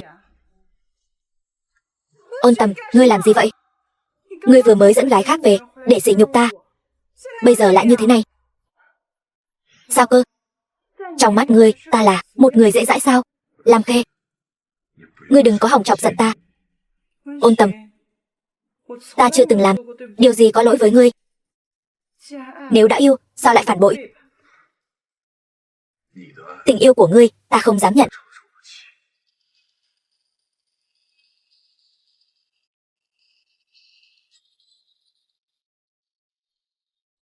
Ngươi nói gì? Tên khốn Ôn Tầm dám dẫn Tiểu Tam về nhà. Ta phải đi tính sổ với hắn ta. Tiểu Băng,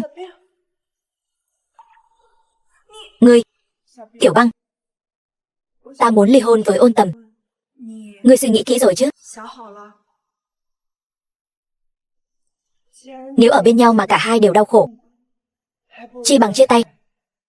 The film was translated Ta định rời khỏi Hải and Thành narrated by M Media. sang nước ngoài. Ta muốn đến thăm nơi cha mẹ ta từng sống, rồi tìm một nơi nào đó để ổn định cuộc sống.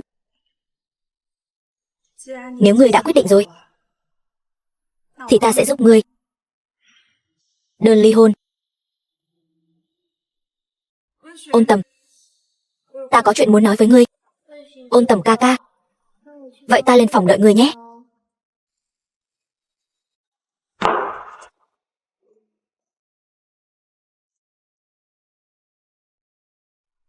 Ta đã ký rồi. Hồi trước khi ký thỏa thuận, ta không được chia bất kỳ tài sản nào, vậy nên không có chuyện phân chia tài sản. Nếu ngươi không có thời gian thì có thể nhờ luật sư. Ý ngươi là ta còn phải bồi thường ly hôn cho ngươi sao? Ta không cần gì cả. Nghĩ kỹ rồi chứ? Phải. Được, hy vọng ngươi đừng hối hận.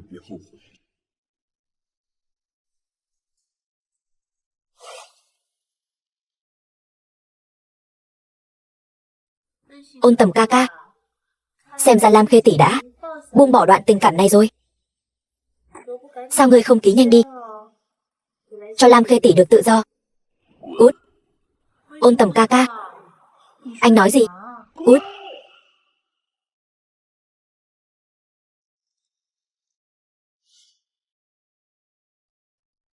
Alo, Tiểu Khê, không ổn rồi. Nhà Trần Băng xảy ra chuyện. Rốt cuộc là chuyện gì? Nghe nói Trần Băng soạn thảo một bản thỏa thuận ly hôn cho một đại gia bí ẩn. Mong rằng ngươi sẽ không hối hận. Ôn Tầm, ngươi đã làm gì? Nhà Trần Băng và chuyện giữa chúng ta không liên quan gì đến nhau cả. Tại sao ngươi lại làm vậy? Ta nhớ tối qua ngươi đã nói ngươi sẽ không hối hận mà. Kỳ thực đây là một vụ làm ăn tốt, phải không? Ly hôn với ta, ngươi có mất mát gì đâu. Chuyện nhà người khác liên quan gì đến ngươi? Ôn Tầm, ngươi thật hèn hạ. Hèn hạ? Lam Khê, ta đã nói với ngươi rồi phải không? Chuyện ly hôn chỉ có ta mới có quyền quyết định, còn ngươi thì không có tư cách đó. Bây giờ ngươi có hai con đường. Thứ nhất, ly hôn, nhà họ Trần phá sản. Thứ hai, tiếp tục chuộc tội cho đến khi ta hài lòng.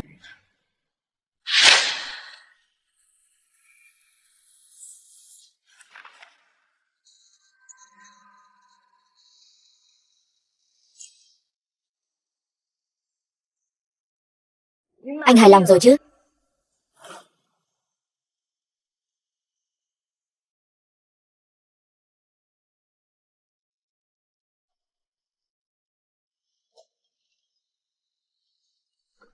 Alo Tiểu Băng, gọi điện thoại cho ngươi mãi không được, ta lo lắm. Tiểu Khê xin lỗi ngươi, ta đã không giúp được gì cho ngươi. Nói cái này làm gì? Đều là lỗi của ta. Nhà ngươi không sao chứ? Không sao rồi. Cảm ơn ngươi Tiểu Khê. Không sao là tốt rồi. Ta cúp máy trước đây. Hôm nào ta sẽ hẹn ngươi.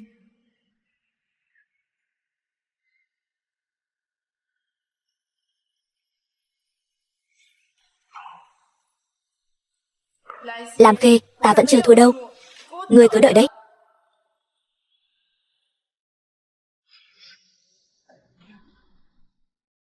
Ngươi lại giở trò gì nữa đây? Tự ngươi nói đi, hay là ta nói thay ngươi? Ta nói. Ôn tổng, ta sai rồi. Ta ngàn lần không nên nhắm vào Ôn phu nhân. Đều là do Ngô tiểu thư sai khiến. Cô ta nói, Ôn tổng vẫn luôn hận Ôn phu nhân. Chỉ cần ta ở khách sạn làm gì đó với Ôn phu nhân và chụp ảnh lại cho cô ta sẽ có cách để ta được làm việc bên cạnh Ôn tổng.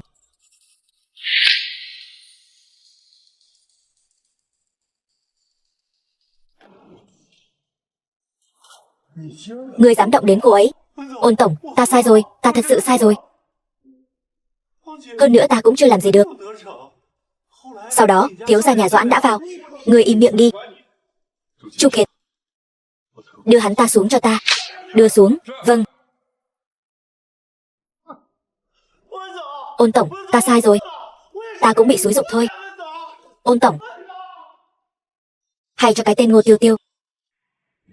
Tối hôm đó ngươi say rượu, ta đưa ngươi về nhà là Lam Khê. Cô ấy nói không muốn vì chuyện đó mà ngươi áy náy, cũng không muốn ngươi buồn, nên mới bảo chúng ta giúp cô ấy điều tra. Ôn Tầm ơi là Ôn Tầm, ta thấy lần này ngươi đúng là đang tự châm lửa đốt mình rồi. Thôi được rồi, cứ coi như ta chưa nói gì cả. Ta đi đây. Tự ngươi ngẫm nghĩ cho kỹ đi.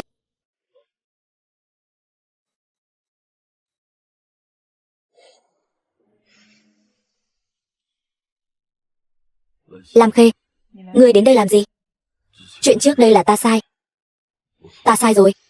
Ta cũng không biết mình làm sao nữa. Ta chỉ cần nghĩ đến việc ngươi và người khác ở riêng với nhau là ta lại rối trí. Ta thừa nhận. Ta thừa nhận ta ghen tị với Doãn Ngọc. Ta ghen tị với hắn. Trước khi ngươi ở bên ta, hai người đã bên nhau bao nhiêu năm rồi? Lam Khê, ta sai rồi. Ngươi tha thứ cho ta được không? Ngươi tha thứ cho ta đi, không phải ngươi không tin ta sao? Bây giờ ngươi đang làm gì vậy? Buông tay ra.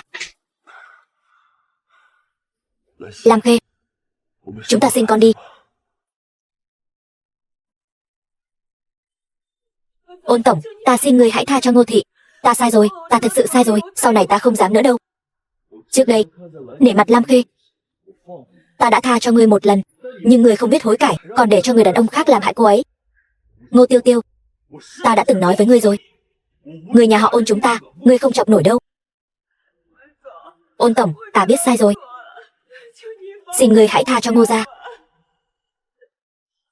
Tiêu Tiêu, ngươi cất nước mắt cá sấu của ngươi đi. Mất tất cả, cảm giác thế nào, không dễ chịu gì đâu nhỉ? Ta hy vọng ngươi về sau, an phận thủ thường cho ta. Ngươi nên thấy may mắn, Lam Khê hôm đó không có chuyện gì. Nếu nàng ấy xảy ra chuyện gì, ta muốn cả nhà họ Ngô phải chôn cùng.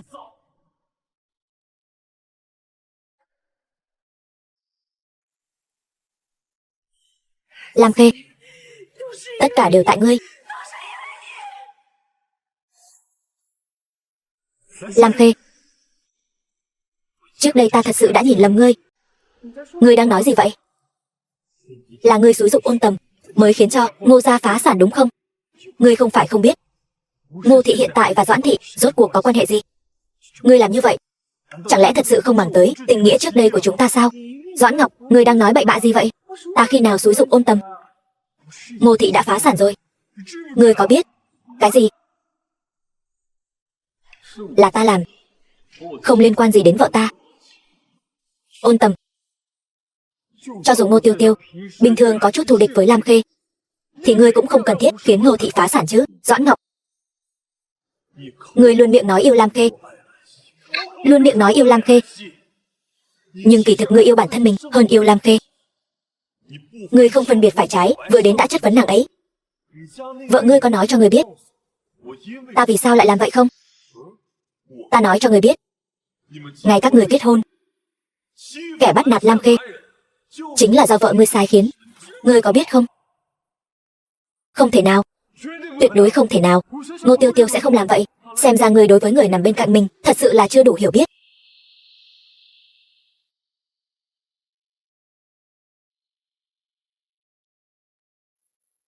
The film was translated and Ta không khiến narrated Doãn by thị các ngươi phá sản, Emilia. đã là vô cùng nương tay rồi. Ta hy vọng ngươi về sau tự lo liệu cho tốt. Về sau nếu còn dám tự tiện quấy rầy vợ ta, ta có thể diệt một Ngô gia, thì cũng chẳng ngại thêm một Doãn gia. Chúng ta đi.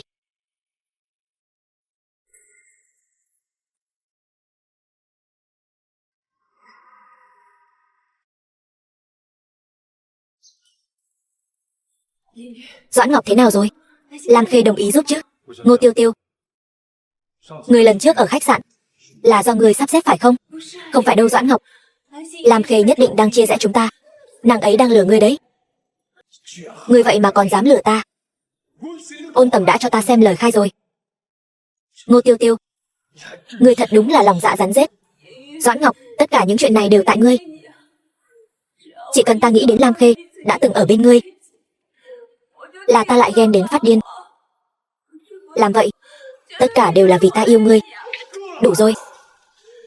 Tình yêu của ngươi khiến người ta lạnh sống lưng. Ta không dám nhận. Chờ nhận đơn ly hôn đi. Doãn Ngọc, ta sai rồi. Ta về sau không dám nữa. Ta thật sự biết sai rồi. Từ sau lần Lam Khê nói với ta nàng ấy đã yêu Ôn Tầm, ta đã nghĩ kỹ rồi là sẽ cùng ngươi bạc đầu giai lão. Nhưng nào ngờ ngươi lại độc ác đến vậy. Ngươi còn chẳng bằng một đầu ngón tay của Lam Khê. Sau này ta không muốn gặp lại ngươi nữa. Doãn Ngọc,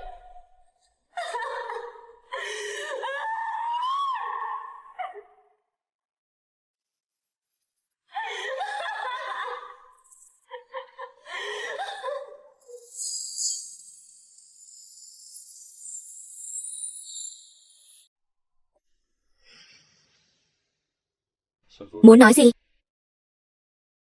Ôn Tầm, hôm ở khách sạn Doãn Ngọc đã giúp ta.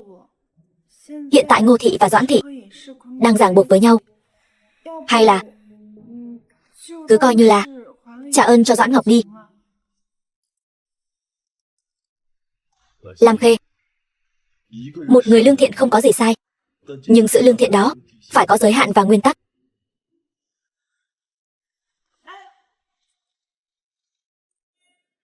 Ôn Tầm, có phải ngươi giận rồi không? Ta vừa rồi là muốn bàn bạc với ngươi. Ta biết ngươi làm vậy là vì ta. Lại đây.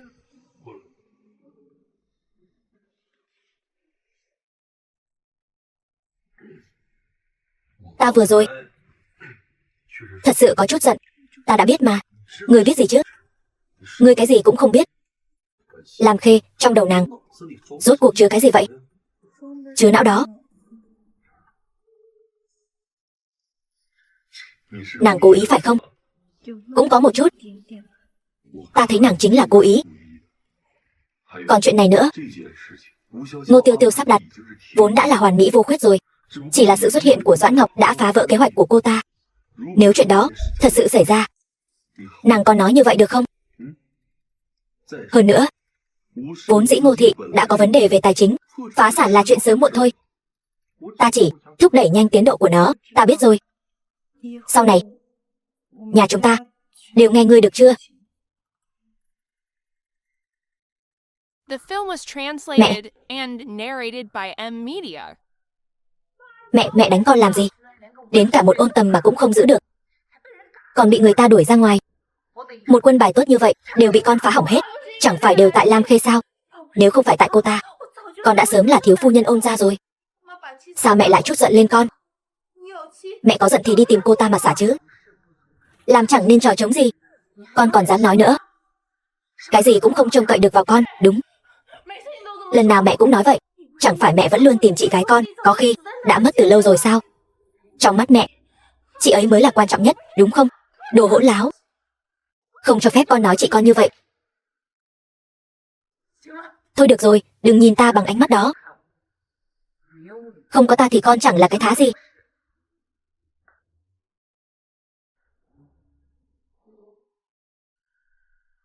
Mau đến nhà ta một chuyến.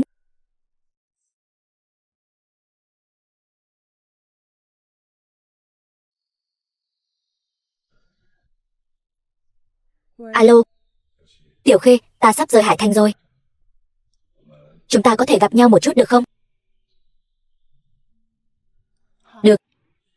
Tiểu Khê, ta và Tiêu Tiêu ly hôn rồi. Chuyện trước kia, xin lỗi, là ta trách lầm nàng rồi. Không nên không phân biệt phải trái, lại nói nàng như vậy.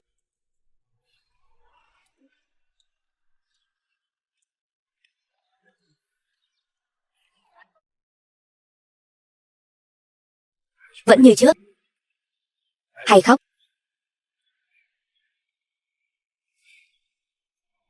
Sau khi ta đi rồi, phải bảo vệ bản thân thật tốt. Nếu Ôn Tầm dám ức hiếp nàng, thì gọi điện thoại cho ta. Ta nhất định sẽ lập tức quay về bảo vệ nàng. Tiểu Khê, kỳ thực trong lòng ta vẫn luôn yêu nàng, chưa từng thay đổi.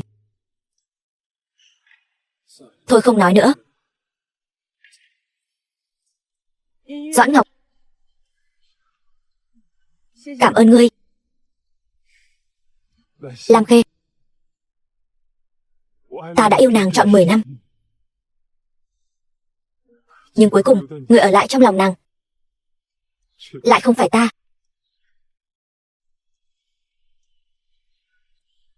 Ta đi đây. Chúc nàng và Ôn Tầm hạnh phúc. Doãn Ngọc, nếu người mệt rồi thì hãy quay về.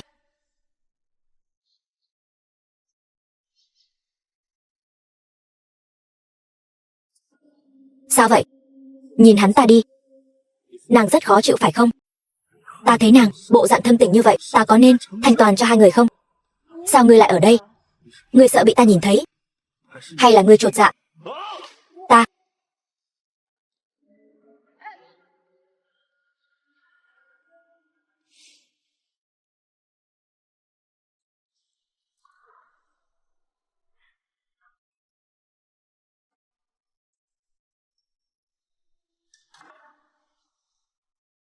Lý bá, ta cũng no rồi, phiền ông dọn dẹp. Vâng thiếu phu nhân.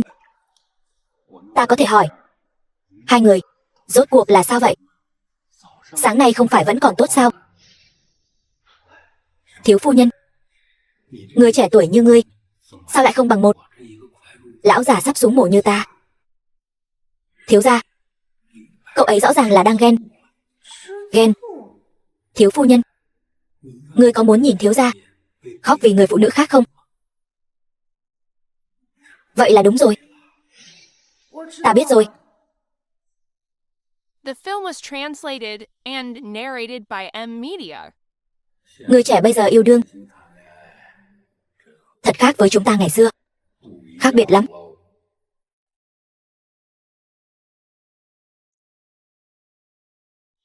Ôn Tầm, hôm qua ta khóc là vì quá cảm động.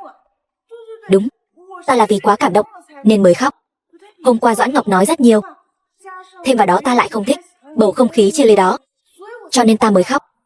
Hôm qua Doãn Ngọc còn chúc phúc cho hai chúng ta nữa, ngươi không biết sao? Bây giờ ta và Doãn Ngọc là bạn tốt đấy.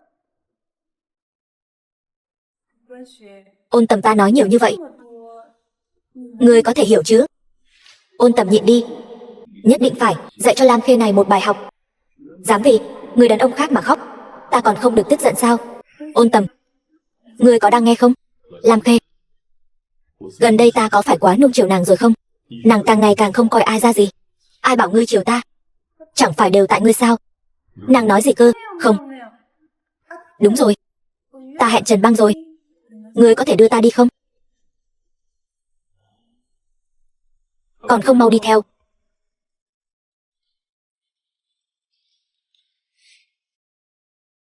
Tối nay không cần đón ta, ta tự bắt xe về nhà. Cẩn thận.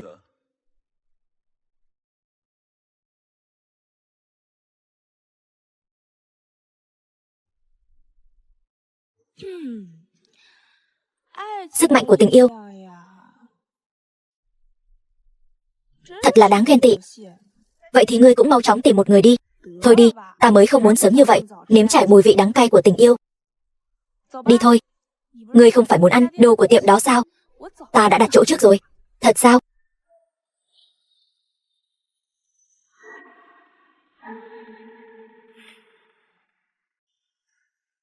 Thiếu gia, thiếu phu nhân không về cùng ngài sao? Lam Khê vẫn chưa về. Chưa đâu. Đã giờ này rồi, bình thường thiếu phu nhân đã về rồi. Không xảy ra chuyện gì chứ? Xin lỗi, thuê bao quý khách vừa gọi, hiện tại không liên lạc được. Xin lỗi, thuê bao quý khách vừa gọi, hiện tại không liên lạc được.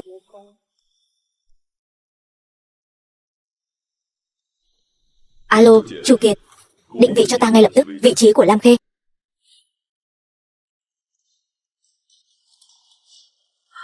Tiểu Băng, Tiểu Băng, tỉnh dậy đi.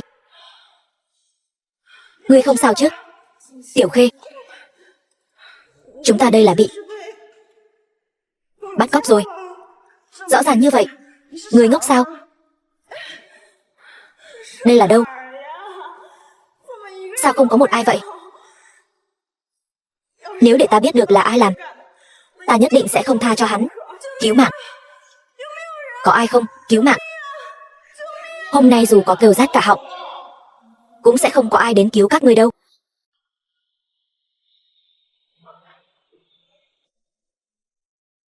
Alo, thiếu gia. Điện thoại của thiếu phu nhân hiển thị ở thành Bắc. Thành Bắc. Lam Khê không sao chứ? Đi thành Bắc làm gì? Ngươi lập tức dẫn người đến đó. Ta tự lái xe đi. Chúng ta gặp nhau ở thành Bắc. Vâng. Thiếu gia, vạn sự cẩn thận. Nhất định phải an toàn, đưa thiếu phu nhân trở về.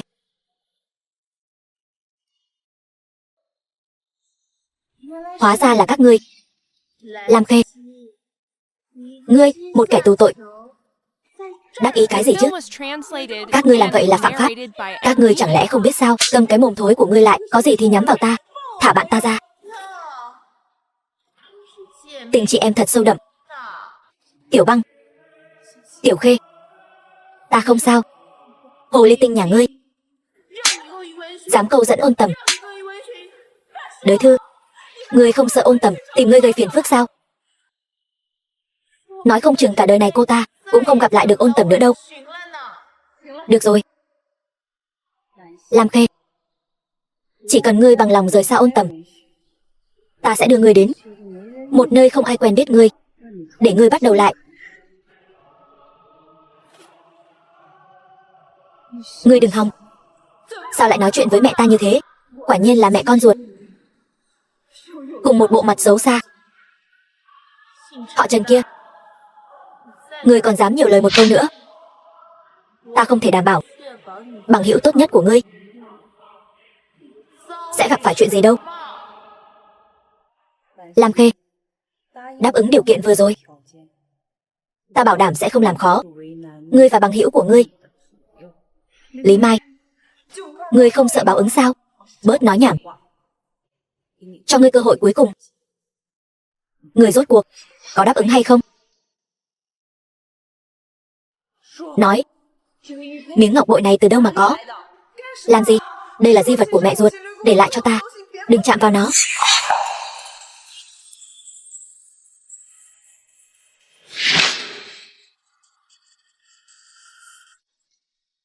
Lam Khê, Ôn Tầm ra ở đây.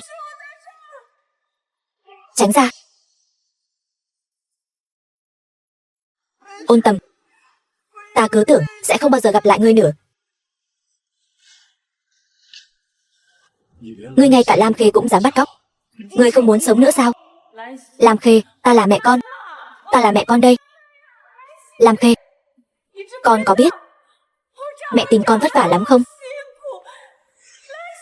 Lam Khê, ta là mẹ con đây. Lam Khê. Ôn Tầm, Lý Mai là mẹ ta sao? Ta cũng không biết. Ngươi ngủ trước đi. Chuyện này ngày mai hãy nói, được không? Vậy ngươi đừng đi. Được, ta không đi.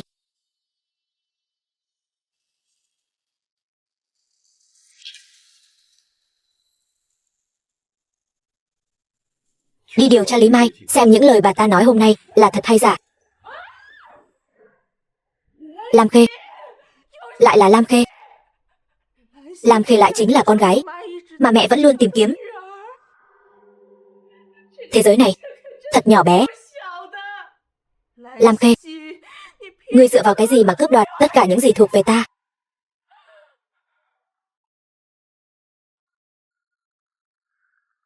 Ngô Tiêu Tiêu. Đới Thư, theo ta được biết, mẹ ngươi từ nhỏ đã rất bất mãn với ngươi. Bây giờ đã tìm được Lam Khê, ngươi đã nghĩ đến cuộc sống sau này của mình chưa?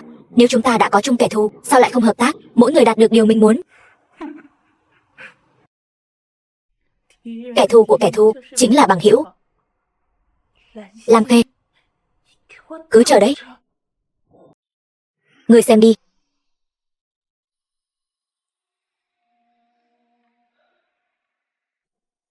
Không ngờ ta thật sự là con gái ruột của bà ấy. Thiếu gia thiếu phu nhân. Lý Mai 20 năm nay vẫn luôn tìm kiếm tung tích của thiếu phu nhân. Cách đây không lâu còn phái người đến viện phúc lợi mà thiếu phu nhân từng ở trước đây. Lam Khê, bây giờ ngươi muốn làm gì? Bây giờ chúng ta có bằng chứng. Bà ta và Đới Thư đã bắt cóc ngươi bao nhiêu năm qua. Kỳ thực ta đã sớm không còn hy vọng tìm được cha mẹ ruột của mình nữa rồi. Nhưng khi bà ấy xuất hiện trước mặt ta, lại bằng cách này, ta phải làm sao?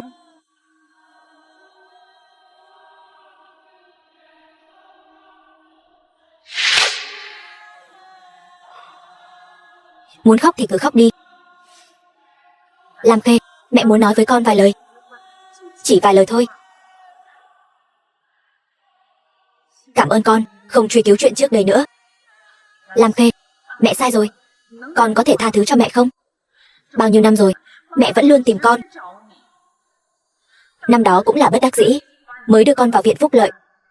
Đợi đến khi mẹ quay lại tìm con thì con đã bị đưa đến viện phúc lợi khác rồi.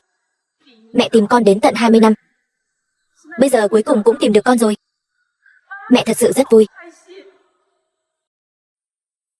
Ta đã bảo Ôn Tầm không truy cứu chuyện này nữa. Thứ nhất là vì ta và Trần Băng không bị tổn hại gì nghiêm trọng. Thứ hai, coi như báo đáp mẹ đã sinh ra ta. Nhờ phúc của mẹ, ta đã có một đoạn tình thân rất tốt đẹp. Sau này đừng đến làm phiền ta nữa. Lam Khê, mẹ sai rồi. Thật đấy. Trước đây mẹ đều là vì Đới Thị. Đới Thị lâm vào khủng hoảng. Chỉ có Ôn gia mới có thể cứu Đới Thị. Đủ rồi. Bà còn muốn vì ý đồ riêng của mình mà tìm cớ nữa sao? Bà vì lợi ích của mình mà làm những chuyện không có điểm dừng. Sao? Còn muốn ta báo đáp ân tình của bà nữa chứ? Không phải vậy. Thôi, ta không muốn nghe nữa. Mong bà sau này tự lo liệu cho mình.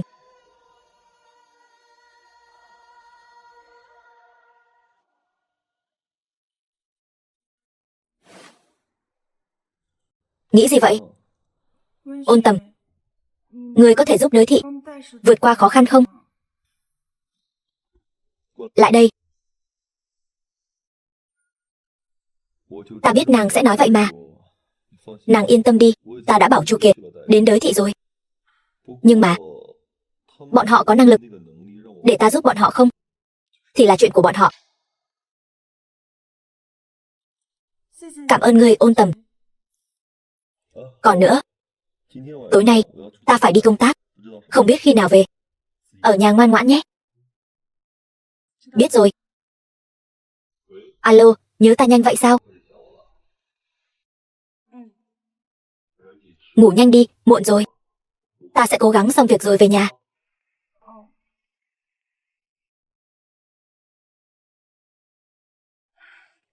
Lam Khê ơi Lam Khê, không có Ôn Tầm, ngươi không sống nổi có phải không? Thiếu phu nhân, có thư đưa tới, chỉ đích danh đưa cho ngươi.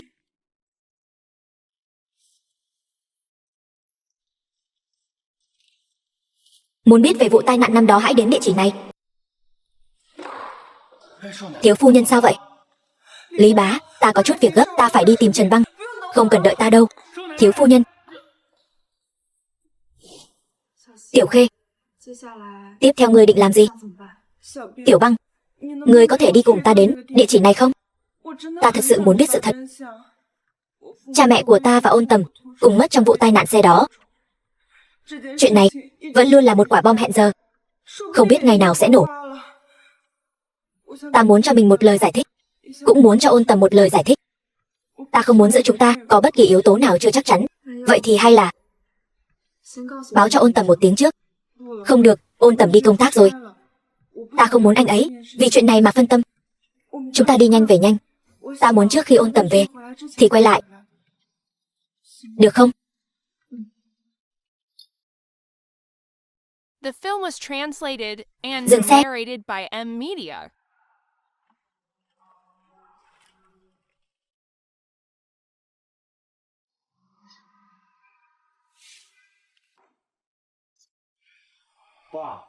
Ba làm sao vậy? Hôm nay ba ra ngoài, thấy nhà của tên tài xế đó trước đây. Cái gì ba? 3 năm trước không phải đã đuổi đi rồi sao? Người ta quay lại làm gì? Ba cũng không biết. Con bây giờ phải lập tức phái người đi tìm. Nhất định phải tìm thấy. Nếu bị nhà họ Ôn phát hiện thì chúng ta tiêu đời. Con biết rồi. Bây giờ sẽ đi ngay.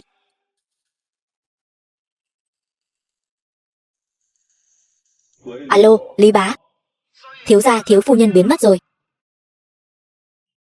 Cho hỏi có ai ở nhà không? Có ai không? Mấy người làm gì đấy? Xin chào. Cho hỏi Triệu bà ở đây phải không? Phải. Tốt quá. Triệu bà có ở nhà không? Chúng ta có việc cần tìm bà. Hai người đến không đúng lúc rồi. Triệu bà nói có việc, phải đi vài ngày. Mấy ngày nữa mới về. Nếu hai người không gấp thì ở lại đây chờ vài ngày đi. Ta thấy hai người cũng không phải người trong làng chúng ta. Ở đầu làng có nhà nghỉ đó. Vậy ông có biết Triệu bà đi đâu không? Cái này ta thật sự không biết. Được rồi, ta biết rồi. Cảm ơn ông nhiều. Giờ làm sao đây Tiểu Khê? Chúng ta đến không đúng lúc rồi. Chỗ này cũng không có sóng.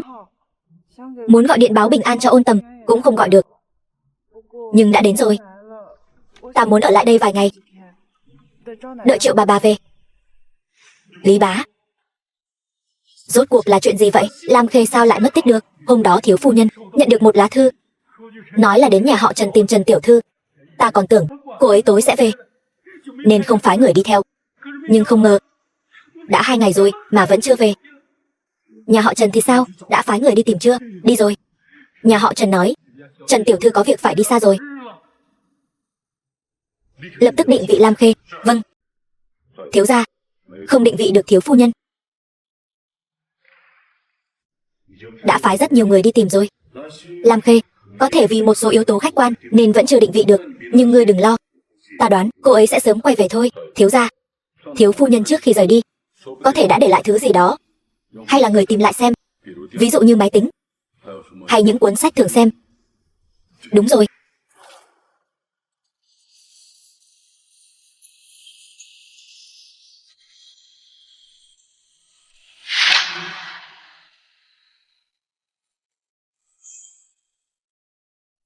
Lam Khê ơi Lam Khê, dạo này ta thật sự là bị ngươi đùa cho xoay vòng vòng. Ngươi buông bỏ tất cả, cùng Doãn Ngọc bỏ trốn rồi sao?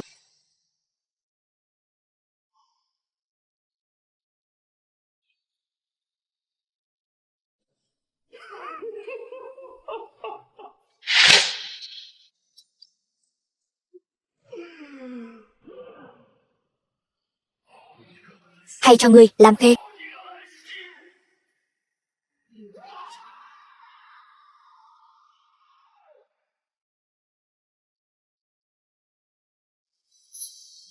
Truyền lệnh xuống, dù có phải lật tung cả lên 3 thước đất ở Hải Thành, cũng phải tìm Lam Khê về cho ta.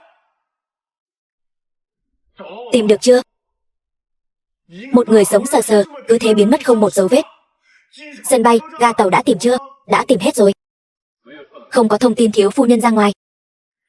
Thật kỳ lạ. Không lẽ cô ấy đi bộ ra nước ngoài? Có tung tích của Trần Băng không? Trần tiểu thư cũng không có bất kỳ thông tin nào về việc ra ngoài. Chuyện này là sao chứ? Thôi được rồi, lập tức mở rộng phạm vi tìm kiếm tiếp. Vâng.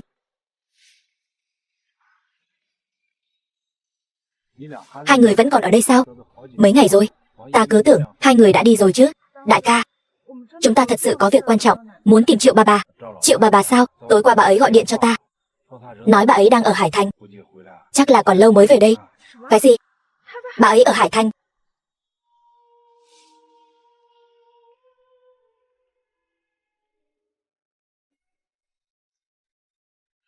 Người còn chưa tìm thấy. Sự việc có lẽ không như người nghĩ đâu. Lam Khê không phải loại người như vậy. Ôn Tầm, đừng như vậy.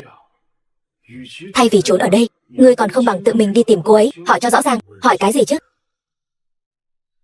Những ngày tháng thấp thỏm lo âu này thật khó chịu. Thà như vậy còn hơn trở thành người xa lạ. Lý bá. Thiếu phu nhân.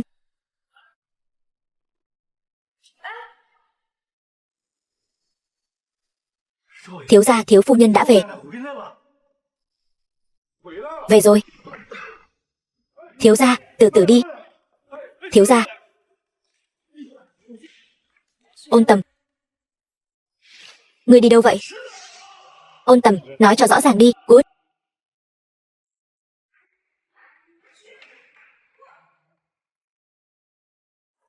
Ôn Tầm, ngươi làm gì vậy? Anh làm ta đau. Đau? Sao? Không tìm được tình nhân của em nên quay lại tìm ta sao? Anh đang nói gì vậy? Tình nhân gì chứ? Lam Khê, ta thật sự bị màn kịch cao siêu của ngươi lừa gạt rồi. Mỗi ngày trò chuyện với người ta qua màn hình, không giải quyết được nỗi nhớ nhung phải không? Không phải ngươi đã đi rồi sao? Sao? Còn quay lại, lừa ta? Ngươi đã đi rồi, còn quay lại làm gì? Làm gì?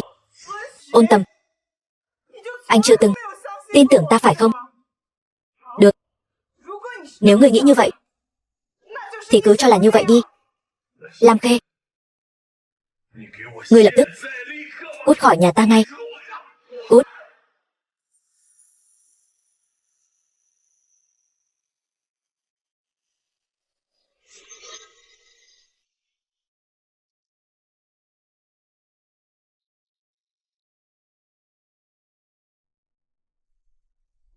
Tiểu Khê sao rồi? Đã nói với Ôn Tầm chưa? Chúng ta nên nhanh chóng tìm Triệu bà bà mới phải. Tiểu Băng.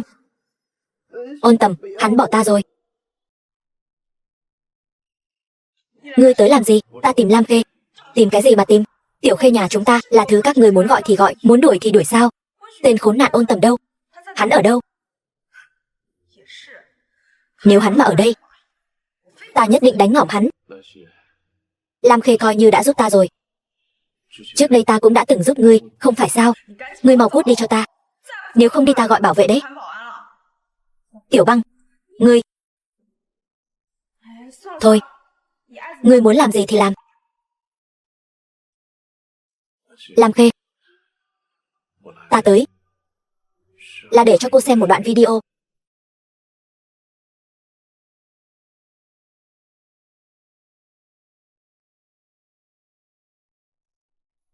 Ôn Tầm, hắn đang ở đâu? Ôn Tầm, Ôn Tầm, ngươi sao vậy? Ngươi nhìn ta xem, ta là Lam Khê.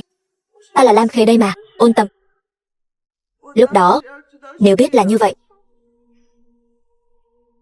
trước khi rời đi, ta nên gọi điện thoại nói rõ với ngươi. Ngươi nói cho ta biết, tại sao ngươi lại khóc? Mỗi lần ngươi rơi lệ, ta đều không biết làm sao. Lam Khê, nàng nói cho ta biết, ta nên làm gì bây giờ?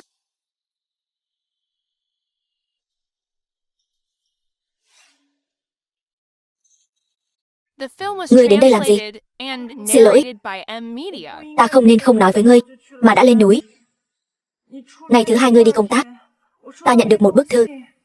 Thư viết về tai nạn xe của bá phụ, bá mẫu và cha mẹ ta. Nó không phải tai nạn, mà là do con người gây ra. Lúc đó ta không muốn làm phiền ngươi, đang làm việc ở nước ngoài, nên không nói cho ngươi biết, mà đã cùng Trần Băng lên núi, tìm người gửi thư. Trên núi lại không có sóng, ta vẫn luôn muốn gọi điện cho ngươi, nhưng không gọi được. Ôn Tầm, ngươi nói gì đi chứ?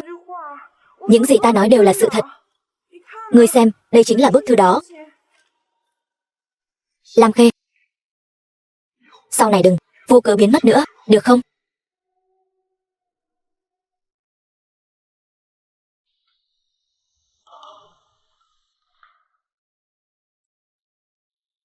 Đừng quậy nữa.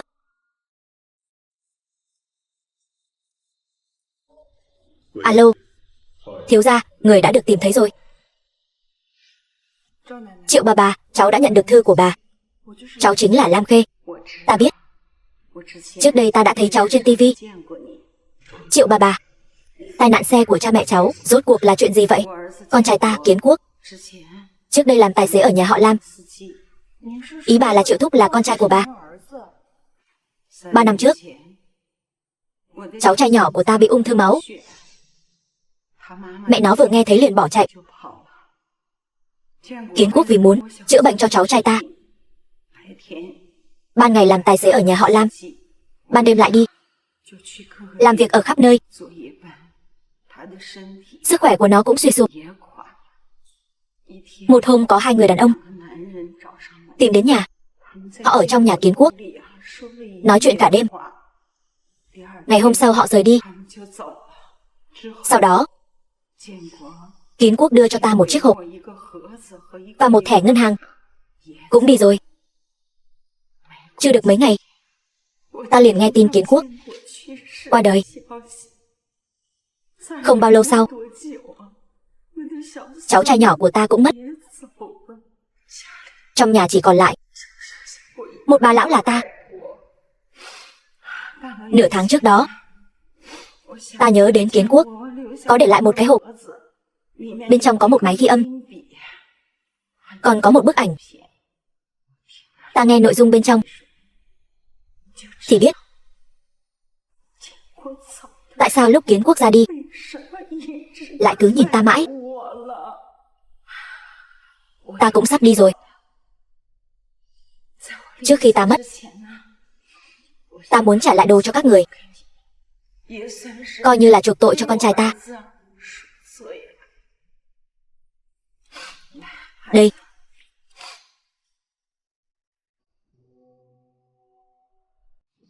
Ba đừng đi nữa. Yên tâm đi, nhất định sẽ tìm được người. Chỉ là vấn đề thời gian. Im miệng. Việc ta giao cho con làm cái gì cũng không nên thân. Sao ta lại sinh ra con cái thứ làm việc thì không xong, phá việc thì giỏi. Alo, Vương Tổng, chúng ta đến muộn một bước rồi. Người đã bị nhà họ Ôn đưa đi rồi. Cái gì?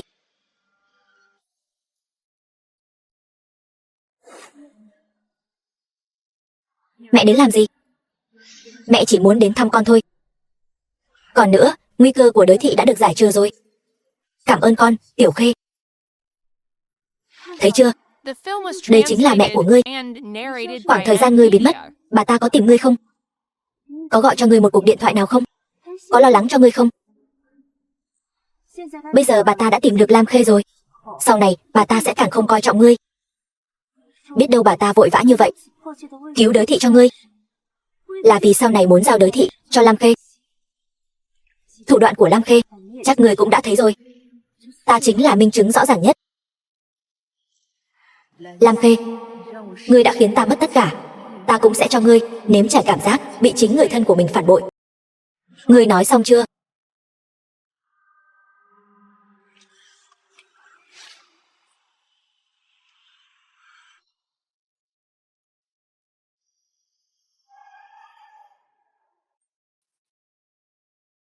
Mẹ. Mẹ. Mẹ, con tha thứ cho mẹ rồi. Mẹ đừng đi. Con sai rồi, cứu với. Con sai rồi, mẹ. Tiểu Khê. Đới Thư. Từ trước đến nay, mẹ chưa bao giờ là một người mẹ xứng đáng.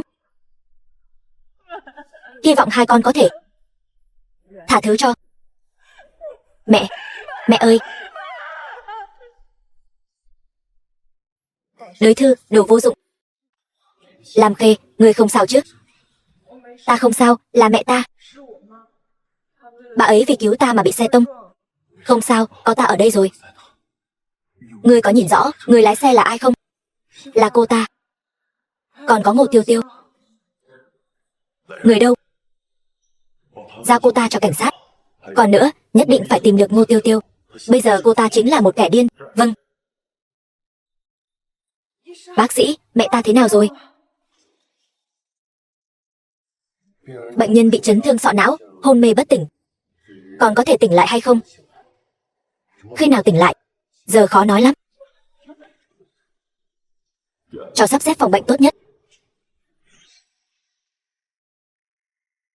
Ôn Tầm, ngươi nói ta có phải là thật sự là sao chổi xui xẻo không? Tại sao người bên cạnh ta đều lần lượt rời bỏ ta? Lam Khê, ta không cho phép ngươi nói như vậy. Ta đã tìm cho bà ấy bác sĩ giỏi nhất rồi. Tin rằng bà ấy nhất định sẽ tỉnh lại. Tiểu Khê, ngươi cũng đừng quá đau lòng. Dì nhất định sẽ tỉnh lại. Ta đi nhà vệ sinh một lát. Ngươi đến chỗ thang máy đợi ta được không?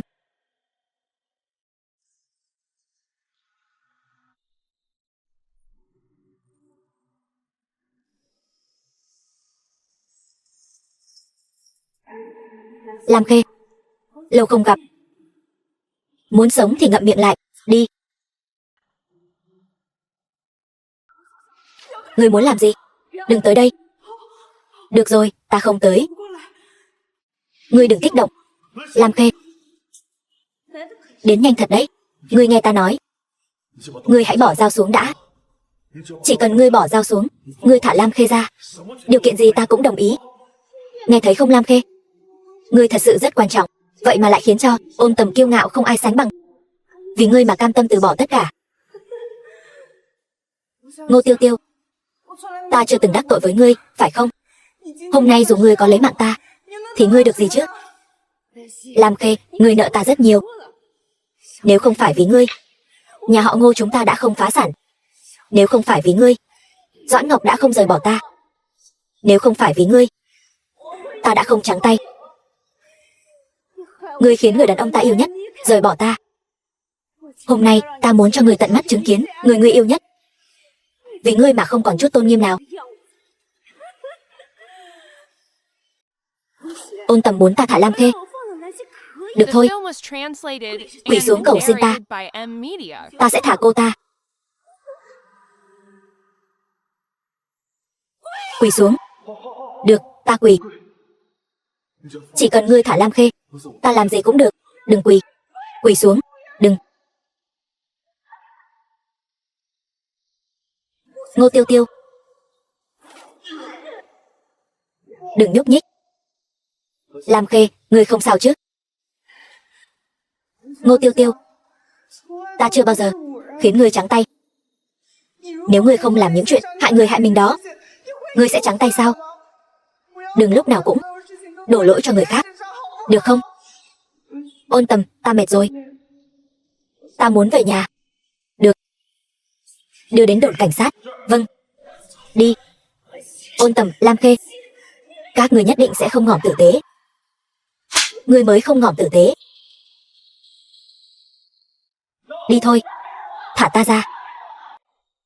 Thiếu gia, Lam Thụy Xuân và Lam Hải, còn có Đới Thư và Ngô Tiêu Tiêu đều đã bị kết án rồi. Ta biết rồi. Dạo này vất vả cho ngươi rồi. Đi đi. Vâng.